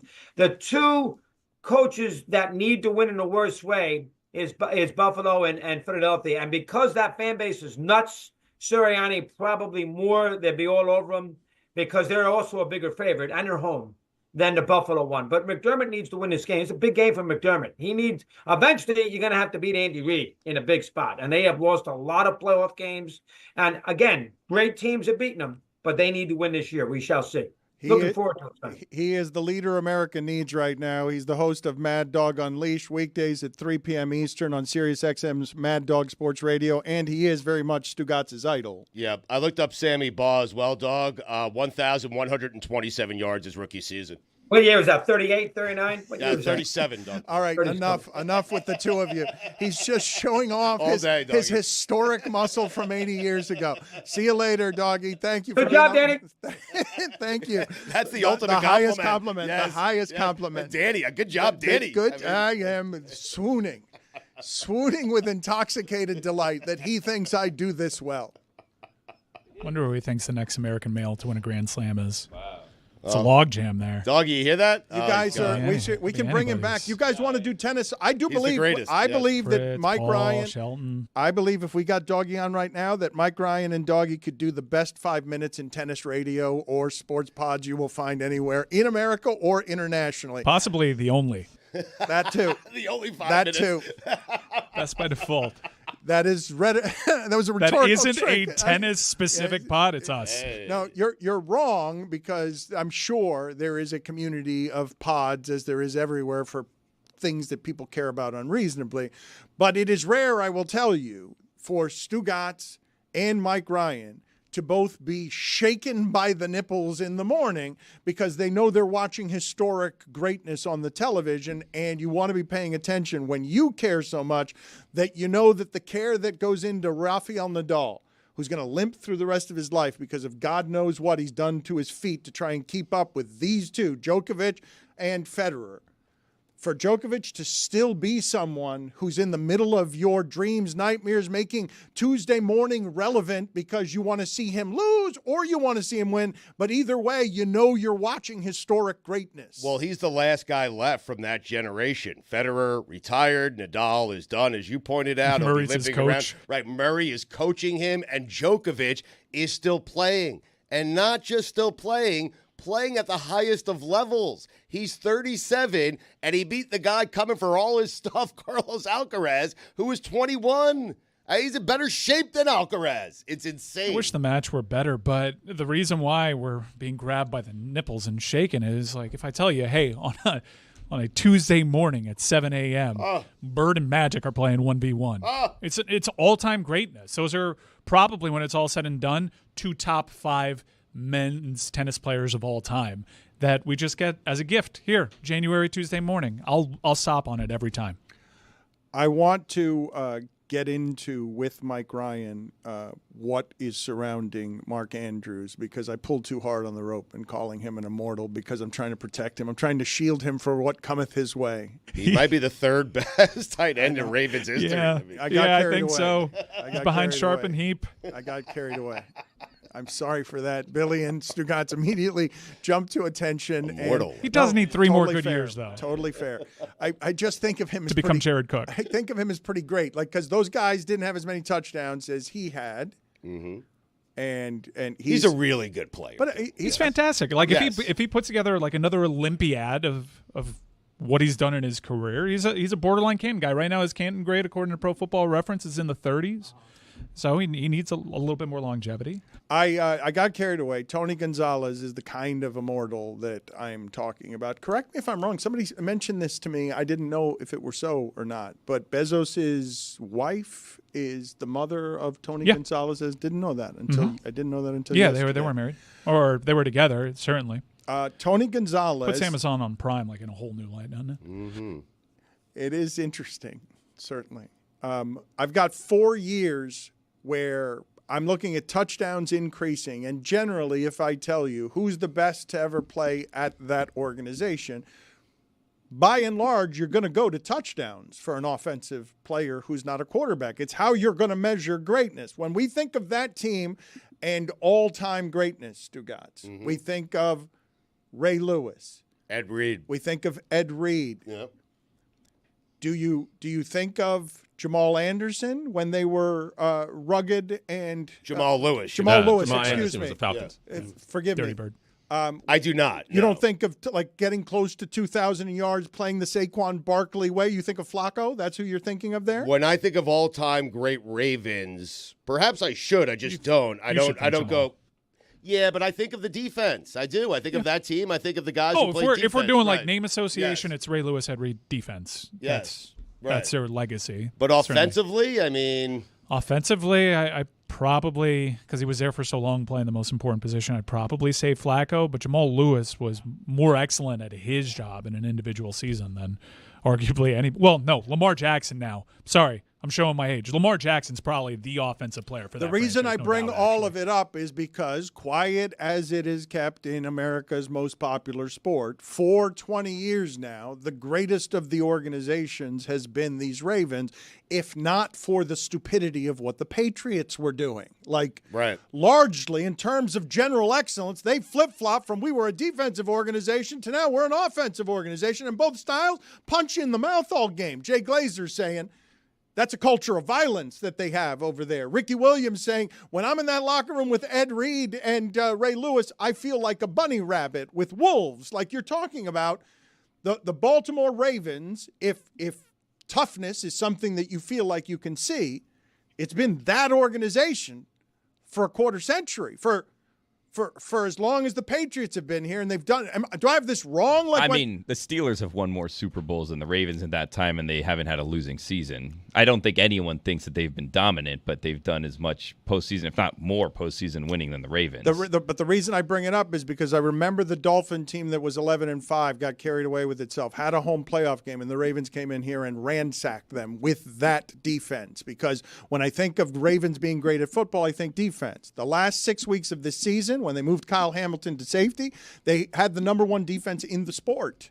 And they fall at the end, but whether your expectations are the Steelers or the Ravens have been close to the best for 25 years, competitive, in the conversation. They've certainly been in the conversation. They're one of the better organizations in the NFL. They just don't win enough. More than the other teams. Even I don't know. Who do you regard as better over the last 25 years? Maybe that's how you do the measurement. Just Super Bowls and nothing else. And I could say winning and nothing else, because Tomlin's on the hot seat in a way that Harbaugh is not, because he doesn't get this far to the expectations being here anymore. He gets to the first round, and that's when he's done, and they're fed up with that. But the Ravens are done in the second round. Yeah, but they've been to the Super Bowl. They played the Patriots. Well, they've won a Super Bowl. They should have went to another Super Bowl. Lee Evans had that drop in New England. So they're like, the Ravens are one of the better organizations. Yes, the problem is they've won just one Super Bowl. All right, put it on the poll at Le Batard Show. Who's been better the last 25 years, Steelers or Ravens? And a remarkably sports question, but I regard the Ravens as better. I may have it wrong. I regard Mark Andrews as somebody who doesn't drop the ball. I looked up Mark Andrews here on Pro Football Reference and the Hall of Fame monitor number. I don't know if you're familiar with this. The average Hall of Fame monitor number for a tight end is 97.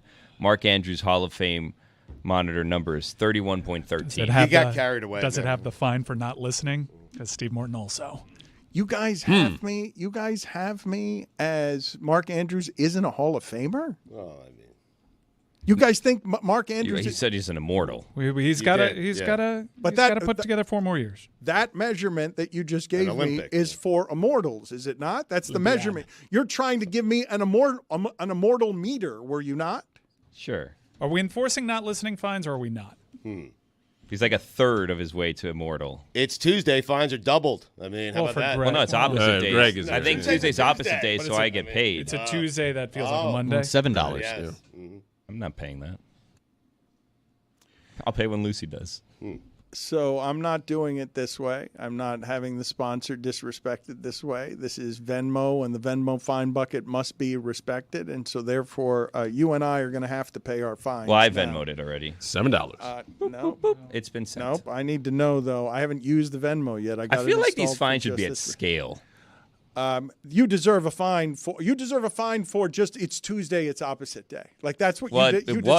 You deserve a fine for that. It's not on the sheet. Fine print, it does say fines are doubled on Tuesdays, but it only applies to Greg. So it's just $7 for not listening because we did the whole Pro Football Reference Hall of Fame score thing. Right. But sports immortals, man, I'm really hung up on this because that's reserved for like Roberto Clemente, Honus Wagner, Muhammad Ali, and Mark Andrews. Can you please help me, Roy? Because you've told me again that we have another sponsored segment here of Boldest Take. The first one was crud. Is the second one any better? Probably not. Hey, Dan. Hey, Stu. This is Bo from Athens. First time, long time, all the other cliche, random crap. My boldest take is that Carson Beck is going to be a Heisman finalist at Miami. I think once he gets out of Mike Bobo's system and if Cristobal can put him in an offense that allows him to flourish and make smart decisions, then he will end up at that ceremony in New York and will ultimately vindicate Mike. And this is coming from a diehard, lifelong Georgia fan.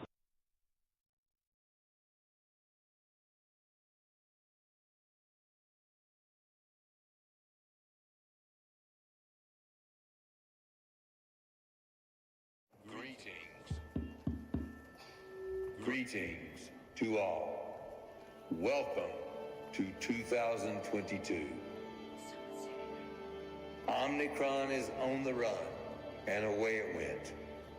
But oops, there goes gravity, and here comes a new variant. Omaha, Corona, Hut 1, Hut 2, nothing infects the Super Bowl, and nothing stops football.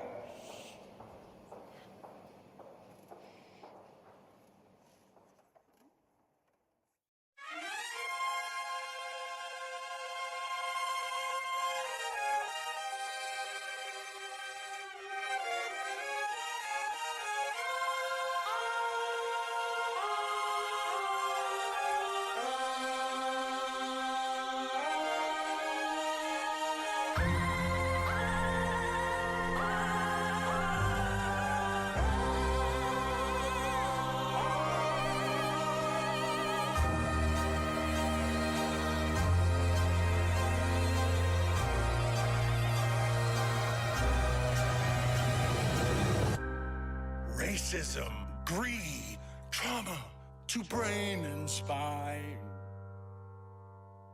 And yet, I cannot look away. Heroes are dead. Science has their heads. Oh, is there no escape from here? I need to know. It eats my soul. Nothing stops the NFL.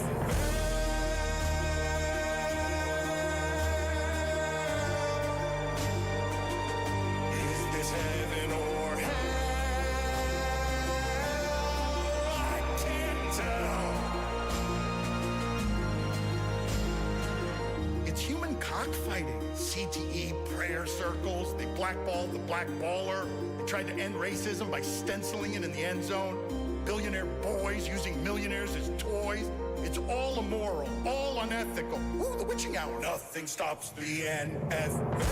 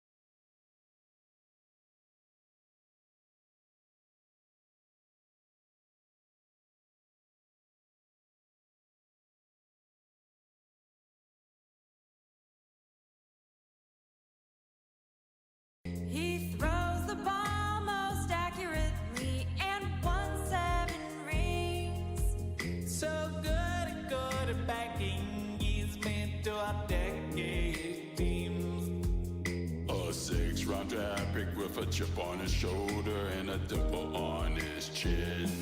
You're the greatest of all time. You're the greatest of all time.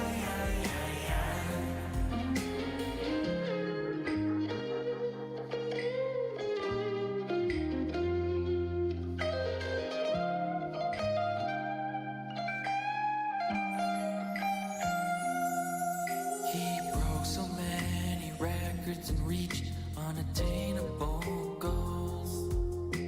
I said he was done 10 years ago when he shoved it down my throat.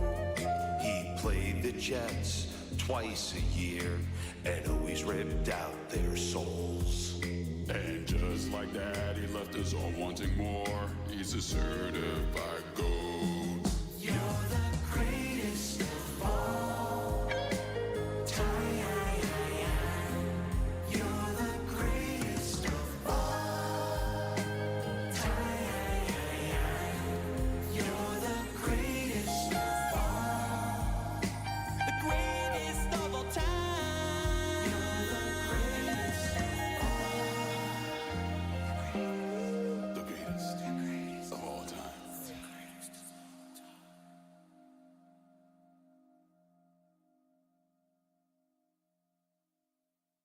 Huzzah! After an incredible season, the big game is finally here. Ugh, have fun. I don't even care who's in the big game, unless it's my Steelers. Come on, Jess. A game they call Super and a town they call Tinsel await. Which oversized behemoths will control the trenches? Which variety of barley wheat lager will woo the consumer? Which 90s rapper will solicit the most yearning nostalgia? There's oh so much to decide.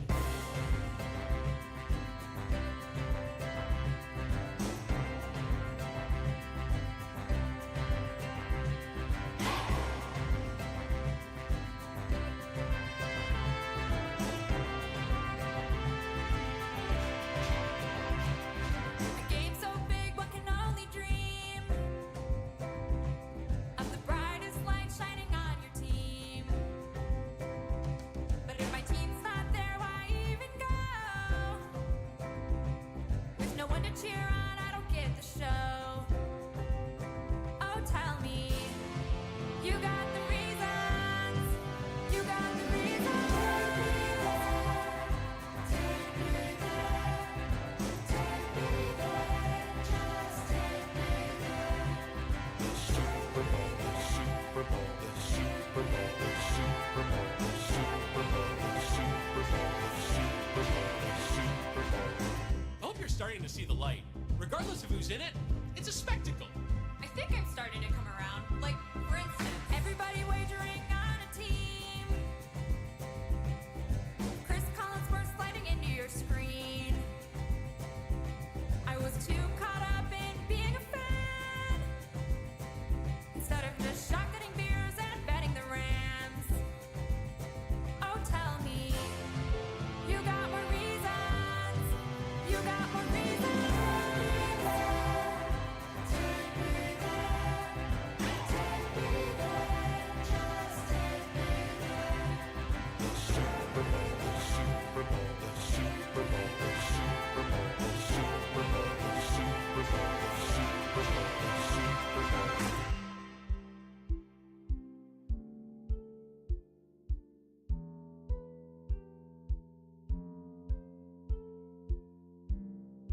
Anything you want, everything you need, you can get it all. Pat McAfee, writings on the wall. What's it gonna be? You'll see Marshall Falk and Mariucci. Anything you want, everything you need, you can get it all from Dominique. Writings on the wall. What's it gonna be? You can get it all. Kyle Brandt's Hemmings. Going out west for the Super Bowl. Going out west for the Super Bowl. My team's not there, but I'm gonna show. My team's also not there, but I'm gonna show. Everybody knows it's bound to be. Everybody knows it's bound to be The greatest night for you and me.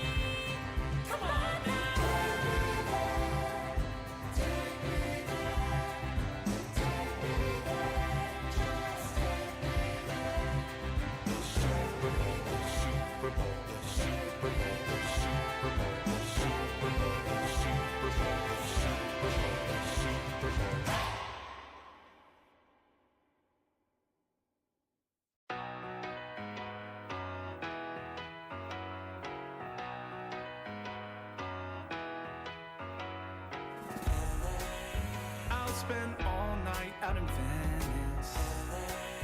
Then make castles in the sand.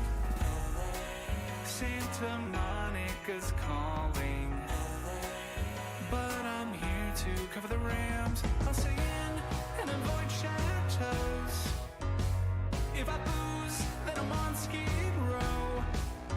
Just one drink to begin, not like that's a big sin. Just one beer, then we're gonna go to the Super Bowl. Now, Mike, you know we're here to cover the big game.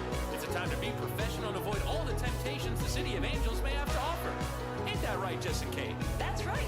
We're just here to ask quirky questions to grown men wearing their full uniforms without pads in a convention hall. Oh my God, is that George Clooney? It is! Baby, one scotch at the Roxy. Come on now! One shot at whiskey, a go-go. There we go! Now we're all drinking to unemployed temptations, but a job to do. Professionals with a drink or two. Just a thimble of gin, and then I'll be locked in. After gin, then we're gonna go to the Super Bowl. To the Super Bowl. Super I mean, we have been locked up for a while. Yeah, there's no rule against covering the big game and enjoying La La Land. Wait a minute, it's the Walk of Fame. So much to see instead of the big game. And the traffic is bad on La Brea. So come on, join me in popping tequila. I'm just here to drink and find Lewis Hamilton. Hey, guys. I am Grant. You gonna shotgun a beer or what? I don't feel so good. I am genuinely fucked up right now.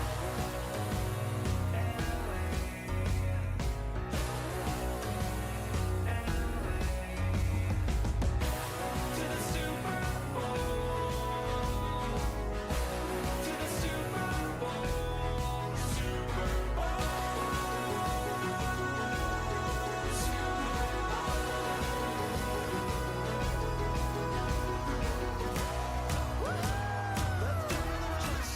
Hell yeah!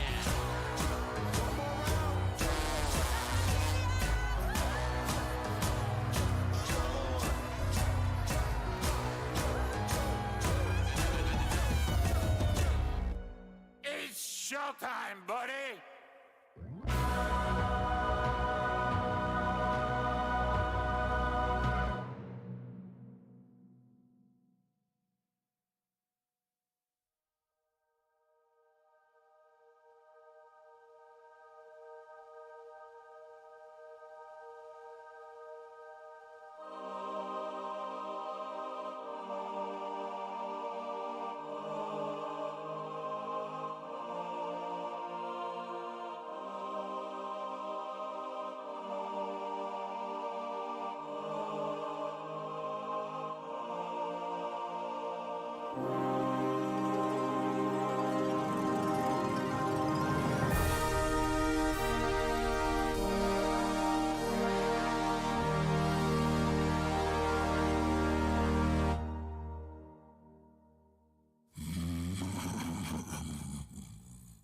The Bengal speaks.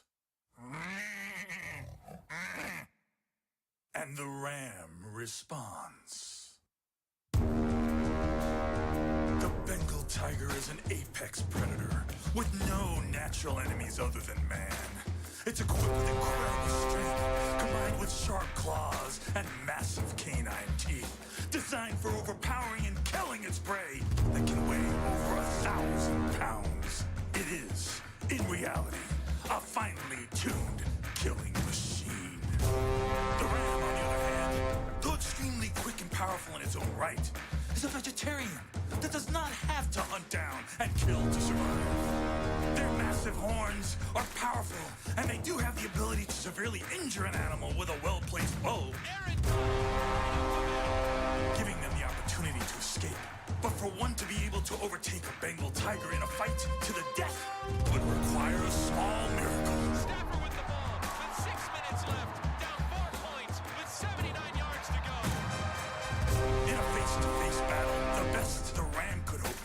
would be an extremely lucky first blow, done in the form of a massive headbutt that would temporarily stun the Bengal and provide an opportunity for escape. That, however, is unlikely. And the most realistic result would be the Bengal striking its claws into the ram while burying its teeth into its neck and causing a fairly quick death by severing the spine. T. Higgins is gone for 75 yards. Then the Bengal would devour the ram. Unless that ram was Cooper. You and only you can spark a battle cry. The Rams, victory was sealed on strength of your divine champions. Stafford hangs back, looks off the corner, over the middle, a no-look pass. The fans are up for Cooper.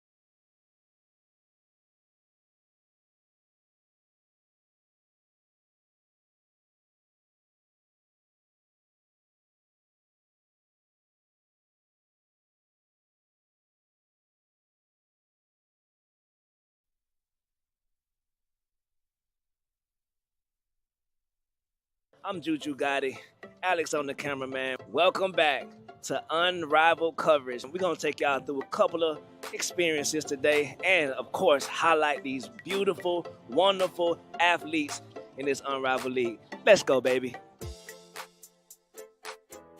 Don't turn the TV off just yet. Unrivaled is live in effect, baby. No crowd has been like this Unrivaled crowd. Brothers, sisters, every fan in here is screaming to the top of their lungs. Hey! Unrivaled League. Got a lot of haters, but no haters ain't got me. We had to step outside because there's too much action going on inside, man. This is my favorite player in the WNBA history of all time. You feel me? How has this experience been for you guys so far? It's wonderful to get out here, support women in sports, where we're interacting with the fans who really make sports, who really bring it alive, who really just bring that togetherness and element in sports. And so just to interact with them and how much they love it and how much they support it, that's just been amazing to be a part of. Let's go, Angel. Let's go, Angel. If I catch a t-shirt, I'm gonna go crazy. Oh, 10 yards away, 10 yards short. The vinyl pulled it out, man. Ain't nothing better than the winning score, bro. That's AKA the Elam ending. That gave these girls a chance to get back in the game, bro. Every fourth quarter gonna be interesting as hell moving forward, man. Salute to the vinyl. Salute to look at all the love in the building, man. It's a packed house. Unrivaled League, it's taking off like a rocket. So I suggest you get your seatbelt and a ticket for yourself. You dig me? Come on, man. Speaking of Unrivaled, Dan, you know where I have no rivals, our fantasy football contest. Oh, you participate boy. this week. Diana, did you participate in our fantasy football contest this week presented by Smirnoff? Go to dkng.co/Smirnoff. Every week, Diana, you set your roster from scratch. You don't. What you did last week doesn't matter. Every week, new teams. Clean Next week, slate. new team. Clean Yep. slate. Doesn't matter. Yep. I finished 195th place last You week. have Thank no you for rivals. asking, Diana. No Yes. rivals. Some would say I had 194 rivals last week since I finished 195th place. And I say, guess what place I'm in next week? Right. First right now. We're all tied for first because it starts anew. Speaking of new, is your hair new? Your hair looks different Is today. your hair new? Yeah, your hair looks different New today, hair. doesn't What it? is that No. all about? Go to dkng.co/Smirnoff. What question is that? Presented by haircut, Smirnoff, that's the world's all. #1 vodka. Please drink responsibly. Just making conversation. Right. Yeah. Hi, Billy. Is Hey, your how are you? hair real or is your No, hair not real. No, I not didn't real. say Not that, Dan. no. It That's looks real hair. different, and It not looks everyone different today, notices yeah. it. I Haircut, mean, yeah. give Billy some Just credit for asking noticing. question. Yes. Thank Something you, different. Billy. Thank you. No new hair. Same hair. Real? Hair I've always had on my head. I think I just started a little different. It's been a crazy couple hours. this week, knowing that not only are we dealing with the playoffs, but we got coaches getting hired, and so just chasing the stories around. So this is the best I can do for you guys today. I hope it's good enough for the show. All right, same hair, but new coffee mug. What's going on there? What happened? Well, there's actually a story behind this. So if you see, it says, "To my jelly, Diana." Oh, so cute, right? So we got these mugs as a wedding gift. When Kevin and I got married, he's got the peanut butter. It's like, I guess he's the peanut butter to my jelly. I don't know. In my house, though, these represent something that he needs or wants. Okay, so he uses these mugs as mental warfare. Most of my mugs are like regular things that say like best mom ever and, go NFL, whatever it says. Go NFL is one of the worst mugs I've ever Great mug. Go Yeah. NFL. I'll have 4.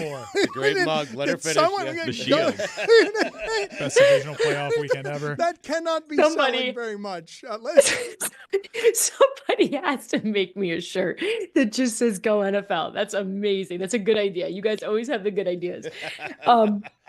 So when I saw this morning, he uses this when we're either in a fight or he wants something. So I saw it on the counter today with my coffee already made. He gets up at 4. So as soon as I get up, it's all ready to go. And I know what this is. This is, I want to go to Philadelphia on Sunday for the NFC Championship game. He went last weekend because remember, guys, last time I was with you, I said that Kevin and I were trying to figure out what we wanted to do. I needed to go to the game to do my job. He has season tickets with his family. Oh, but Diana, you've got pretty good clout here, do you not? You have some ability to you have some ability around your objectivities to really treat your husband to the time of a lifetime here, but only through your access and connections, correct? Correct. So I would argue that watching that game on Sunday was actually better at home. So I feel like I did win because according to him, it was very cold. They were crying, all of it. Everything he's wanted and lived for happened on Sunday. But obviously there's more to this. So now we are trying to figure out what we're going to do on Sunday because the senior NFL insider for The Athletic, owned by the New York Times, would like to attend the NFC Championship game. But he feels that he needs to go. So this is the first sign. He has not said it, but I just know what this is, that he's going to come home tonight and think that this puts me in a good mood. I obviously have a very low bar for what I accept in this home, that this gets it done. Like a dumb peanut butter and jelly mug can work me, but he knows. And he worked me on Sunday, and he's going to probably do it again this week. I think that we should do a relationship show with you and your husband because I love him. I believe, from what I can tell, obviously you never know what someone's relationship is, but they seem to have a really, really cool and fun relationship that must make Diana crazy. I don't know if it's cool. It's very procedural. It's very logistic. We have 2 kids, obviously, as you know, so we are trying to make this work. We actually say this all the time of like, we just got to get through the day. And then when the babies go to bed, then it's our time. Guess what our time is? Yeah, nothing. Me in the basement tweeting, Yeah. him upstairs watching Netflix. Yes. So Expecting Eagles tickets, though. Yes, and you working 20 hours a day because the economy must be funded, and it is hard. It is hard work in the information business. yeah, and asking me if I spoke to Saquon or if Jalen texted me back. Like just like actually has the nerve right now to ask some injury updates too through this. But Diana, explain to the audience, okay? Because I really want people to understand. I think Bills Mafia is as strong a fan base as there can be in terms of passion. And of course, all fan bases are a little bit crazy. But when you're watching Rams and Eagles, and what is going into that furnace is Jared Verse telling you, I hate those people. They're not the smartest. And they're not. And they know it. They are cave people who really love their team, and they especially love that their meathead coach is beating teams to death with Saquon Barkley's thighs. They also really love to hate their team. That's correct. Yes. If they lose, they were firing Sirianni the last 5 minutes of the game. So, Diana, explain to America the Eagles fan. The Eagles fan, after Nick Foles wins MVP of the Super Bowl, beats Tom Brady as the backup quarterback. That Eagles fan. I've always said that. I always thought this fan base didn't necessarily care about the name on the back of the jersey. They care about the Philadelphia Eagle emblem on the front.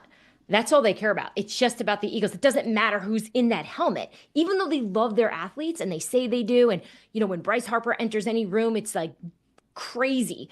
Whoever their star player is, Saquon right now at this moment, to them though, it's just about Philadelphia winning no matter what it takes. And the Sirianni argument, especially in this house, has been so up and down because Kevin is a lot like Stu when it comes to him. He's like, the guy wins. I don't care if you think he's not the greatest coach. I don't care if you think Sean McVay could run laps around him when it comes to game management and coaching decisions and locker room and culture and all the great things that come with Sean McVay. He's like, he won the game. That's all that matters. And I kind of think that that's just like a small microcosm of how Eagles fans do it. And it is a religion. I married into it. So I've told you guys on this show before, I grew up, I was a big Yankees fan. We're a baseball family. But the level of this, it's so committed that just think about the situation I have in my house. It is my job to cover football. And I'm actually considering not doing that job because I understand the importance that it is for him to attend this and watch this in person because I know how much it means to him. This is the part that I want to get into because it is funny to watch this Eagles fan base fall in love with this team. It's different than basketball. It's different. Whatever you view, it's much different than baseball. Football mattering in this town and having the team that's tougher than all the other teams. When we make Mark Wahlberg movies about this tough, gritty city and how its football team represents to the world, the identity that Philadelphia gets from this football team that beats you to death. It's not just a football team that's winning the way Nick Foles did. They stop the run, they run the ball. No, it's Saquon Barkley for 200 yards because he's tougher than all of your players, or stronger, or more physically fit. I don't think I understand totally what's in your household. You have to choose you there. Mom has to choose mom and her job there. And I think mom wants to be at that game doing her job. Does she not? I would choose a babysitter. I mean, I am always, I would choose the other game. Yeah. My babysitter's in Kansas City watching the Bills.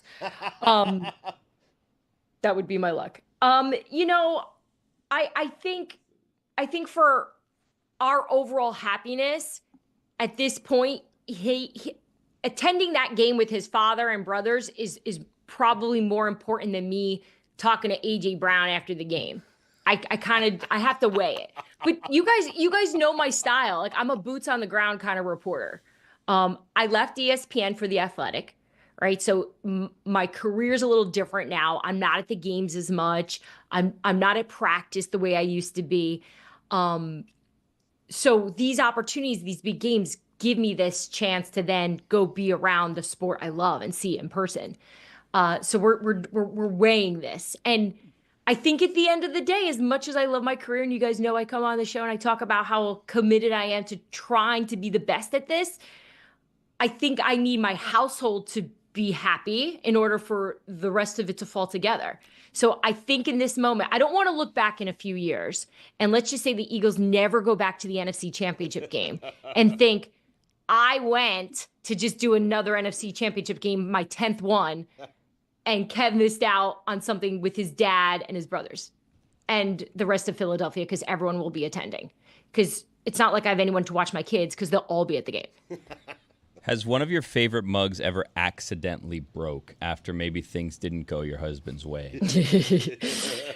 Things are thrown around in this house, no doubt. You know, it's funny. I saw Big Dom a couple weeks ago, and he said to me, he's such a good guy, and he's like, if you ever need anything, you call me. And I was like, a nanny? And he's like, just call me. And maybe that's who I need to call in this situation right now. I want to ask how many people you actually trust with your kids, but now you've led me to the other question of tell me the stories involved. Not too many details, just objects thrown in the house. Because if you've dated a lot, you told us that you dated a lot of Tommy DeVito's agent. And if that's like, that doesn't seem like something that necessarily has a full harness on its emotions. It feels if that gets angry, that might get a coffee cup thrown across a kitchen.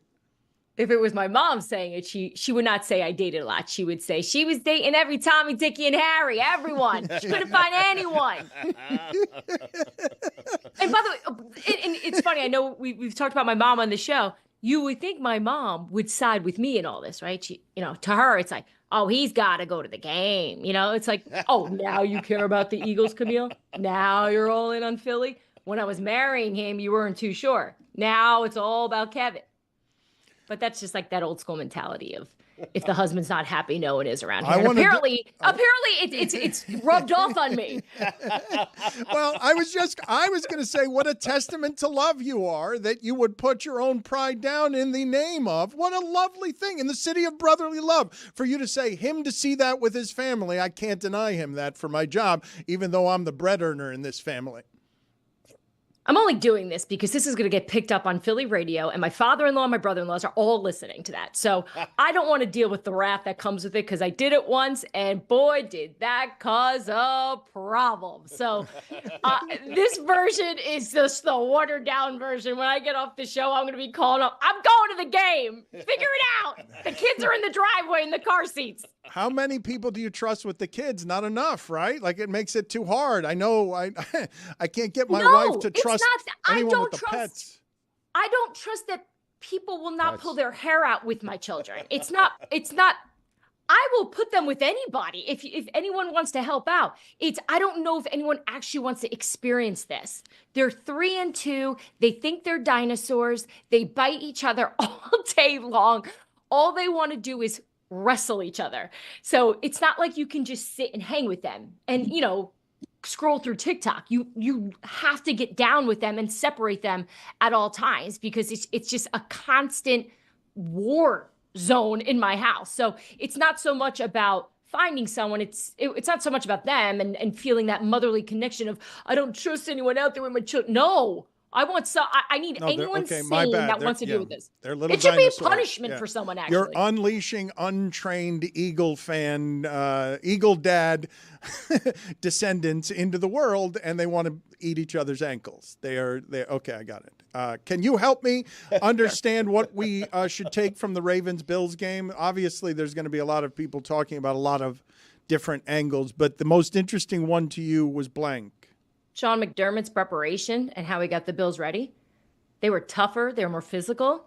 And while Sean McDermott's definitely gotten a lot of credit this season for putting his team in a good position with a roster that I don't think was really blowing anyone away earlier in the year, I just think they had a great game plan for the Baltimore Ravens when we've seen so many other teams struggle against Baltimore. They think they know how to slow them down. They always say, I've talked to a million defensive coordinators leading up to games where they face the Ravens, and they all say the same thing. They actually executed it, though. So I just thought this was a great game for their head coach. Are the Jets going to hire the guy that gave up 45 points to the Commanders at home? Possibly. I think Aaron Glenn is definitely their number one choice. He's in the building right now. I don't think they're going to let this guy out unless he signs this contract or at least agrees to it. It has been a very long search. They've interviewed multiple candidates, as you guys know. They never met with Ben Johnson, but I know from having a couple conversations, it was kind of Mike Vrabel, and then they didn't know what they wanted to do. And then they met with Aaron Glenn, and they're really happy with him. So we'll see if they'll be able to get that done. I expect that to get done. Let's speed her up. Let's speed her up right now. Oh, here we go. Here we go. Give her the music. Last year, Ben Johnson didn't take any head coaching jobs because he felt like he had unfinished business with the Detroit Lions, and I guess he didn't like any of the jobs. But then he goes inside the division? What about the unfinished business, and why is Chicago so attractive to him? Growth, self-awareness, all the things that you want from a leader, and that's what he had last year in making that decision to stay in Detroit. And he's learned a lot about losing. He's learned a lot about winning. Now he's going to Chicago because he's got the quarterback. He believes in Caleb Williams. There's a lot of people around the league who think that Caleb Williams is untapped talent. He hasn't had the right coaching, and Ben Johnson's going to bring out the best version of him. That's the choice, right? If we were going rapid fire and I were to say Ben Johnson, why now? You'd say that quarterback. Yep. That is the reason. Like, everyone wants to know what would happen. Was the Raiders just a play for him to get a better deal, more money? No, the Raiders were real. Tom Brady was a very convincing owner in trying to get Ben Johnson to go there because they were going to make it the Brady way. But in the end, In the end, I think Ben Johnson said, I need the quarterback. Vegas doesn't have it. I don't think the Jacksonville setup is for me. Chicago has the best scenario for me. I'm going there to coach Caleb Williams. Yeah, that was going to be my next question. In terms of attractive quarterback, most of the head coaches out on the market view Caleb Williams as more attractive than Trevor Lawrence? Yeah, for sure. Young, rookie deal here. And also, there's still really good pieces in Chicago. And, you'll see some fans out there going, but it's Chicago, it's Chicago. Coaches aren't looking at it like that. They're just going, how CJ can I Stroud. win quick? I wanted to hear that. CJ Stroud. Yes. Was Was that a question or an answer? I don't even know. I want this to go Rapid fire. faster. CJ Stroud. Going to get paid a lot of money at you some also are point being here. very rude. Had a good game, improved as the season went on. I think they had a really tough season. I think they're going to address a lot of their weaknesses. Offensive line, obviously being the biggest Ryan issue. Day. Looked very tired. Yeah, he did. Sean McDermott. See, no, Ryan Day is exactly why you need to phrase a question around it. Like Ryan Day's been trying to get into the pros for several years, but Well done, the pros have never been there. Hell, like the Ohio State fan base wanted him out. Do you think, with a couple of jobs open, Ryan Day may actually have some bites out there in the pros? I do not. I think Ryan Day is going to stay at Ohio State. He's happy to be there. They want him there now. And how the tides have turned, because you're right. Just a few weeks ago, I was trying to find out who was going to be the next Ohio State coach. But he obviously won this thing out, and they believe in him. I think he'll stay there. If the Marcus Freeman was the one I was watching. Wow. In the game last night. Marcus That was the one. Freeman. We're all watching. He had an interesting quote about that. He really opened the door to it. He's usually been stronger about the next level. This one was like, come get me. Because, Mike, I believe if the Chicago Bears didn't land on Ben Johnson, if Ben Johnson wound up going to the Raiders, I think that there was a world where the Bears were going to try to get Marcus Freeman to at least meet with them. The question would have been, would Marcus be willing to do it? He just got paid by Notre Dame, obviously. He likes being there. But they definitely wanted him. When you say you were looking at Marcus Freeman, you were also looking at Marcus Freeman the way we all look at Marcus Freeman, or you were just looking at him professionally? You were just looking at him. Yeah, I was looking at him professionally. I do think some of the camera shots and some of the social media posts about him are really thirsty. Like, they're just like, it's like a lot. Like, every time they show him, it's not just like a regular shot of a coach. It's like, there's a lot of electricity around him. And I think there's some fans out there who enjoy looking at him. Not really my type, though.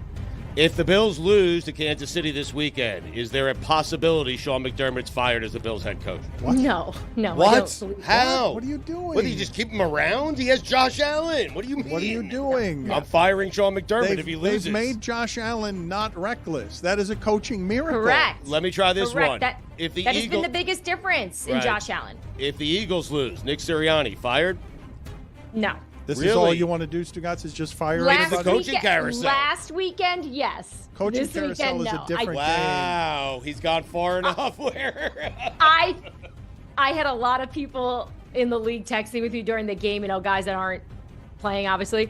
And it was pretty wild right there in the last 5 minutes how many texts I got of Sirianni's going to get fired. And that not to be entertained or laugh at it, but it's at this point. Okay, what the we're doing is roster- stupid. With Ryan Day and Sirianni, what we're doing is stupid, making it from quarter to quarter, the referendums on whether they should be fired It's insane. or not. Patrick Mahomes is 16-3 in the playoffs. He's already tied Joe Montana for wins in the playoffs. 16 is a crazy number. They're not that good at offense this year. Your Mahomes thoughts? Travis Kelce is. What's a power dynamic in Tennessee? They made on the surface what appears to be an impressive hire, but they've got a kooky front office set up with the head of football operations being a former assistant GM, rising to power almost above Rand Carthon, and now they make this hire. Is this new hire going to be the man to make all the decisions? Mike Ryan, the only person that's asked me about the Tennessee Titans in a year. Well, they had the number one so pick. I'm trying to figure out where Cam irrelevant. Ward's going. You No, reported. I know. Now it's gonna. No, but Mike Ryan reported exclusively that he happened to know and he knew who the number one pick was going to be, and that's not gathered any steam at all. What? I mean, no. That was only a hypothetical if Lou Riddick went there along with That's Deion right. Sanders Yes. because of the Shador thing. By the way, Deion Sanders, what's going on with that? That died down. I told you guys last week when I came on. Look, could it go back? Could Jerry get desperate here and go, oh man, Kellen Moore, nah. Brian Schottenheimer, no. The Brian Schottenheimer thing is a little bizarre to me because obviously he's on the staff there in Dallas. But Jerry let the rest of the coaching staff that was in place with Mike McCarthy go. right? So some of these guys are getting jobs as assistants on other teams now. Some are unemployed. If you're going to hire someone in-house, wouldn't you want to keep the rest of that coaching staff intact? Again, no plan. Gallus had no plan. If there's been any takeaway from all of this, and just from even having conversations around the league, I don't think Jerry Jones believed that Mike McCarthy was really going to walk. Dude, Jerry Jones is not getting enough crap for this. You got Kellen Moore, you got Quinn in the NFC Championship game. You had Derrick Henry have this great season. They didn't really address the running back. Ben Johnson. They didn't meet with Mike Vrabel. The two top dogs, they didn't go after because he hadn't made a decision yet. And I do believe that Jerry thought that he'd be able to work out a deal with Mike McCarthy, which is why they're behind the ball on this. When it comes to Jerry Jones and however it is the game would pass you by, wouldn't it be in your 80s, just like that? He should just be an actor full time. Wow. He's got all the power in Dallas. He's the one running everything, is he not? He's the reason that everything stops with him. Yes, he's got too much ego. He's the GM. He's got full control. Absolute full control. Just why you're going to see the Kellen Moores and the Brian Schottenheimers get these interviews, because these are the type of these guys have personalities that they understand the owner, right? That's the biggest challenge in working in Dallas, is getting how this is going to work. It's not like any other operation. Just look at the post game. The cameras are around Jerry. They're not even around the head coach. It's going to be like a competition. But if you're cool with that, if you get it, you understand it, Jason Garrett, Mike McCarthy, you can make it work. Make it work. I'm going to speed you up here in a second with just quick topics, but go ahead, Billy. Ask Diana something right before I do that. Is Spags ever going to leave Kansas City, or is he kind of waiting out Andy Reid? Because, last year was the Andy Reid maybe thinking about retirement. This year we haven't heard any of that. No, you shouldn't. And I spoke to Andy in the summer about it, and I thought he was going to give me more of I've won so much. He is so rejuvenated and energized. Why would you retire too if you've got Patrick Mahomes? So I don't see Andy Reid retiring, on top of the fact that he signed a 5-year contract in the offseason. But for Spags, I think he'll continue to just get shots at head coaching jobs. I just don't know if he'll be able to land one. And I don't know why. I don't know why. I just think he's so valuable and he's so good at being a coordinator, and that's okay. Diana, 20 seconds or less on each of these. 5 to close us out. Mike Tomlin.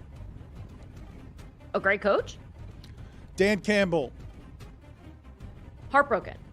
I didn't need 2 seconds or less. I needed 20 seconds or less. Oh, you want me to pontificate on each of them? Mike Tomlin's going to stay in Pittsburgh. I know there was a little chatter Schefter put out that teams or the Chicago Bears called about a trade possibility. I think that stuff happens a lot more than what we realize. Kevin Warren there, the president of the Chicago Bears, loves Mike Tomlin. So that makes all the sense of the world, but I don't think Mike Tomlin is going anywhere. Excellent. 20 seconds exactly. Dan Campbell. Dan Campbell, he's going to have to figure out what he's going to do with the coordinator positions, because he just lost his offensive coordinator. He's most likely losing his defensive coordinator probably today. So I think there's going to be a big shift and perhaps maybe even a step back, just like we saw with the Philadelphia Eagles that year that they won the Super Bowl and they lost both coordinators. Remember that? Jonathan Gannon went to Arizona. Shane Steichen went to the Indianapolis Colts. So I think losing coordinators always is a bigger storyline than you realize. Tom Brady. Has a lot of power in Las Vegas. For an owner, and we criticize owners all the time for getting too involved, this is the first time Tom Brady's doing this ownership thing. And I think we're all giving him a pass because he's Tom Brady, but it's a different beast. It's not playing quarterback. There's a lot more that goes into it, and replicating the way you do it in New England may not be the way in Vegas. Mark Andrews. Gosh. He's going to wake up in May sitting by the pool with his kids, just relax and go, oh my God, I cannot believe I dropped that. I can't believe I let that ball go. I think that's one of those situations, those things that lives with you forever, but he's still one of the greats. And it was just surprising, and it stinks for him. He's not. CJ Stroud. He improved at the end of the year. I still think he's a really good quarterback. I think what we saw last year was pretty magical. Obviously, Jaden Daniels came out here in his rookie season here and blew that away. Perhaps the best rookie quarterback performance we've ever seen. But I think CJ is still a really good quarterback. He just needs some protection and another weapon next season. Dan Campbell. We already did. Ryan Day. We already did C.J. Stroud. I mean, No, was we that a didn't. follow-up to Was that- C.J. yeah. Stroud question? Thank you for providing more detail on where you were Keep going with going. that. Let's keep going. More. See you later, Diana. Good talking that's to it? you. Yes, I'm glad you enjoyed it enough here. I love NFL. I want to do that show with your husband. How do I do the relationship show with you two? Because there are unrelenting landmines all around you guys trying to sort this out as his emotions get in the way of your job. I know. You're right. We don't have a cool relationship. We really love each other and we get each other, but this football stuff it's garbage. It's ruining us. Like, I can't wait for this season to end. It has nothing to do with the pressure of being an insider. I love my job. It's going awesomely. I just need some reprieve. I need to just chill. So let's go. Let's just get to free agency here. Diana, And then he goes away. Good seeing you. Nice seeing you. Love you guys. Always nice seeing you. I want to do more with her relationship. There's a lot of funny stuff there. Let's see if we can get her husband Maybe she on. doesn't, though. Maybe not, but let's see if in the next 2 weeks her husband wants to come on with her. It's time now, belatedly, for Stugotz's weekend observations. It is time for Stugotz to share his game notes. No one in the media will tell you what happened better than my boy Stu. Weekend observations, wrong sounder, are brought to you by Miller Lights. Dan, I'm not sure what the end of time will look like, but I think we got a glimpse of it over this past weekend. People sobbing, spilling out their secrets, letting everyone in their life know how much they love them. But Dan, after roughly 12 hours, order was restored and the world was saved. Because Dan, just like that, make no mistake about it, TikTok is back. That's right. Did you see the reaction to this?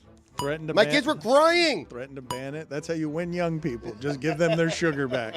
Pretend like you were going to cancel it and then give it a 75-day reprieve, and you can be emperor too. I told my kids to have a conversation, talk to one another, do something, get your face out of the damn phone.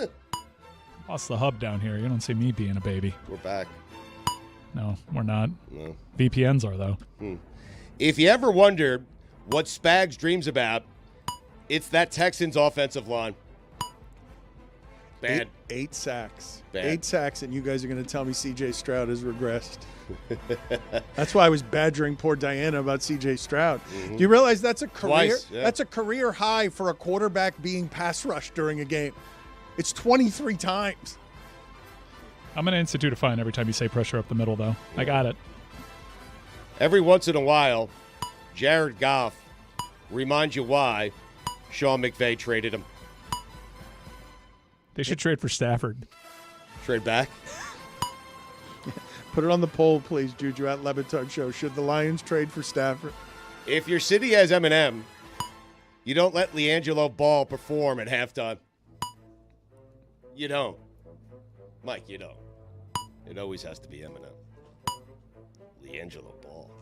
They might have been saving him for the NFC Championship. Yeah. I heard somewhere that he's going to win a Grammy this year. Was Detroit, LiAngelo? put it on the poll, Juju, at Le Batard Show, was Detroit saving Eminem for the next game? To the people in Group 7, stop trying to board my plane with me in Group 1. You're in Group 7, you're in Group 7. I don't know what to tell you. You want to be in Group 1, then buy Group 1. I mean, Living that Group 1 life, huh? yeah. Well, I mean, yeah. I am. I don't, lollygag and come in late and board with all the Group 7 people. I board with Group 1. It's my group. Well, you're doing something. What airline are you flying here? Because Group 1, United. Is it first? Oh, so it's first class. You're Group 1 because you're first class. You're telling everybody you're first class and they're not first class. Military. Active? You're active military? We Just don't put know on a about uniform, it? Dano. Is Yeah, this my how we're trick. learning Yeah. that you're a spy? Yeah. You're revealing to us that for all these years, you've been inside the government fighting secret causes Dan, on when behalf you- of the military. When you go in a military uniform, do you think someone's going to dare have the audacity what? to ask for your ID? You know what? We've got to do that. We've got to go. We've got to do this. We've got to have Stugotz go to get first class in a military uniform that he bought at La Casa de los Trucos over here on Calle Ocho. I was going to ask, where is We that? have to do that. We have to get Stugotz in a Group 1 without paying for Group 1 because he's simply dressed as the military. Donald Trump getting TikTok banned, only to then take credit for bringing it back. It's so good. Donald Trump. It's great. The Stugotz is strong in you. It's just a great move. Jake Elliott, the rare missed extra point that doesn't come back to haunt you. How about that? He pulled it off. Josh Allen doesn't run into an end zone. He bulldozes his way into an end zone. He does. He never just runs. It's never a glide. It's always, I got to find someone. I'm going to find the contact, and then I'll find the end zone. He gallops. He's good. Also, game manager. I do actually wonder how it must feel to try and tackle him in the cold. He seems hard to tackle. I mean, imagine tackling Derrick Henry in the cold. Yeah, him or too. anytime. Yes, agreed. But I'm just saying I'm used to it, at least with my running backs. A little hard to tackle is kind of the job description. Quarterback, not as much. Dan, I thought of more names of people in sports and entertainment if they were vegetables. Oh, well, Dan Sprouts.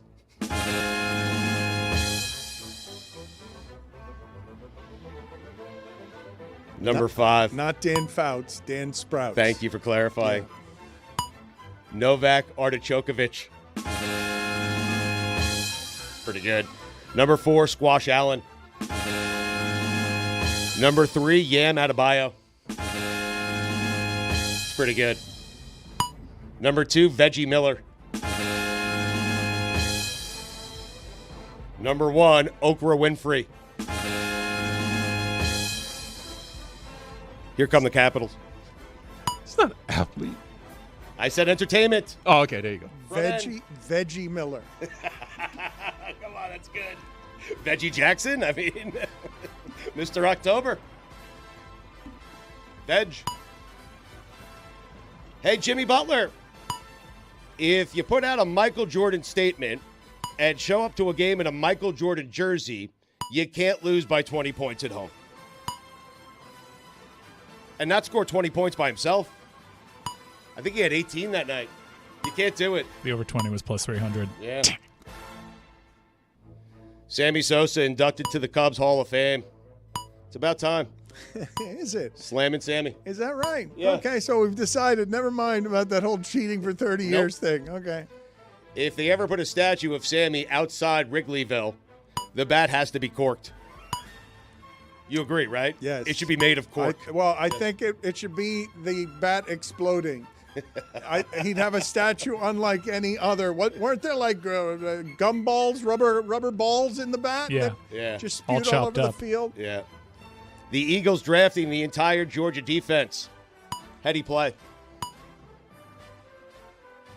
I got to speed him up here, huh? Well, can we just go back a second though and just make the statue rubber balls just falling all over Super the balls, field? not gumballs. That would be. Yeah, I'm sorry, that wouldn't work. I just think about that, filling your ball with sort of gumball rubber balls. That what else would you? How would you describe those? Super balls? I think that's what they're called, Super Balls. Yeah, right? Super Balls. What about Yeah. springs? Why did no one put springs in their bat?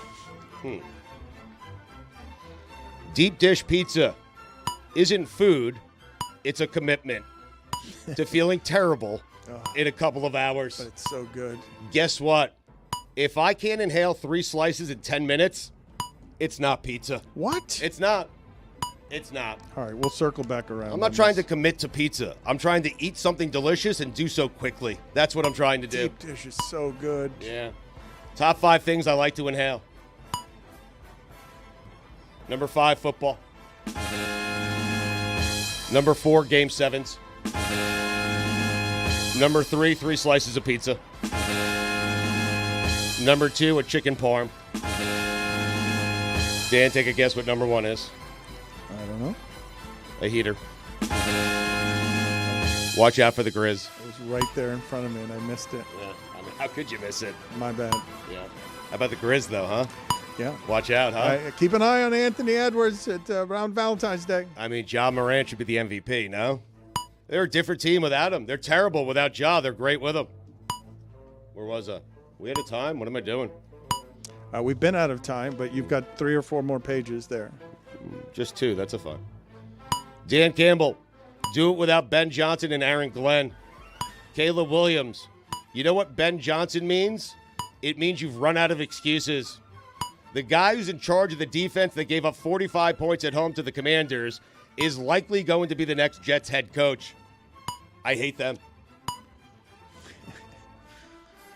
45, Commanders, rookie. Stash this away in the Something to Ponder file. Sorry about that, Dan. No, it was Jared Goff's fault, though, was it not? Well, they should trade him.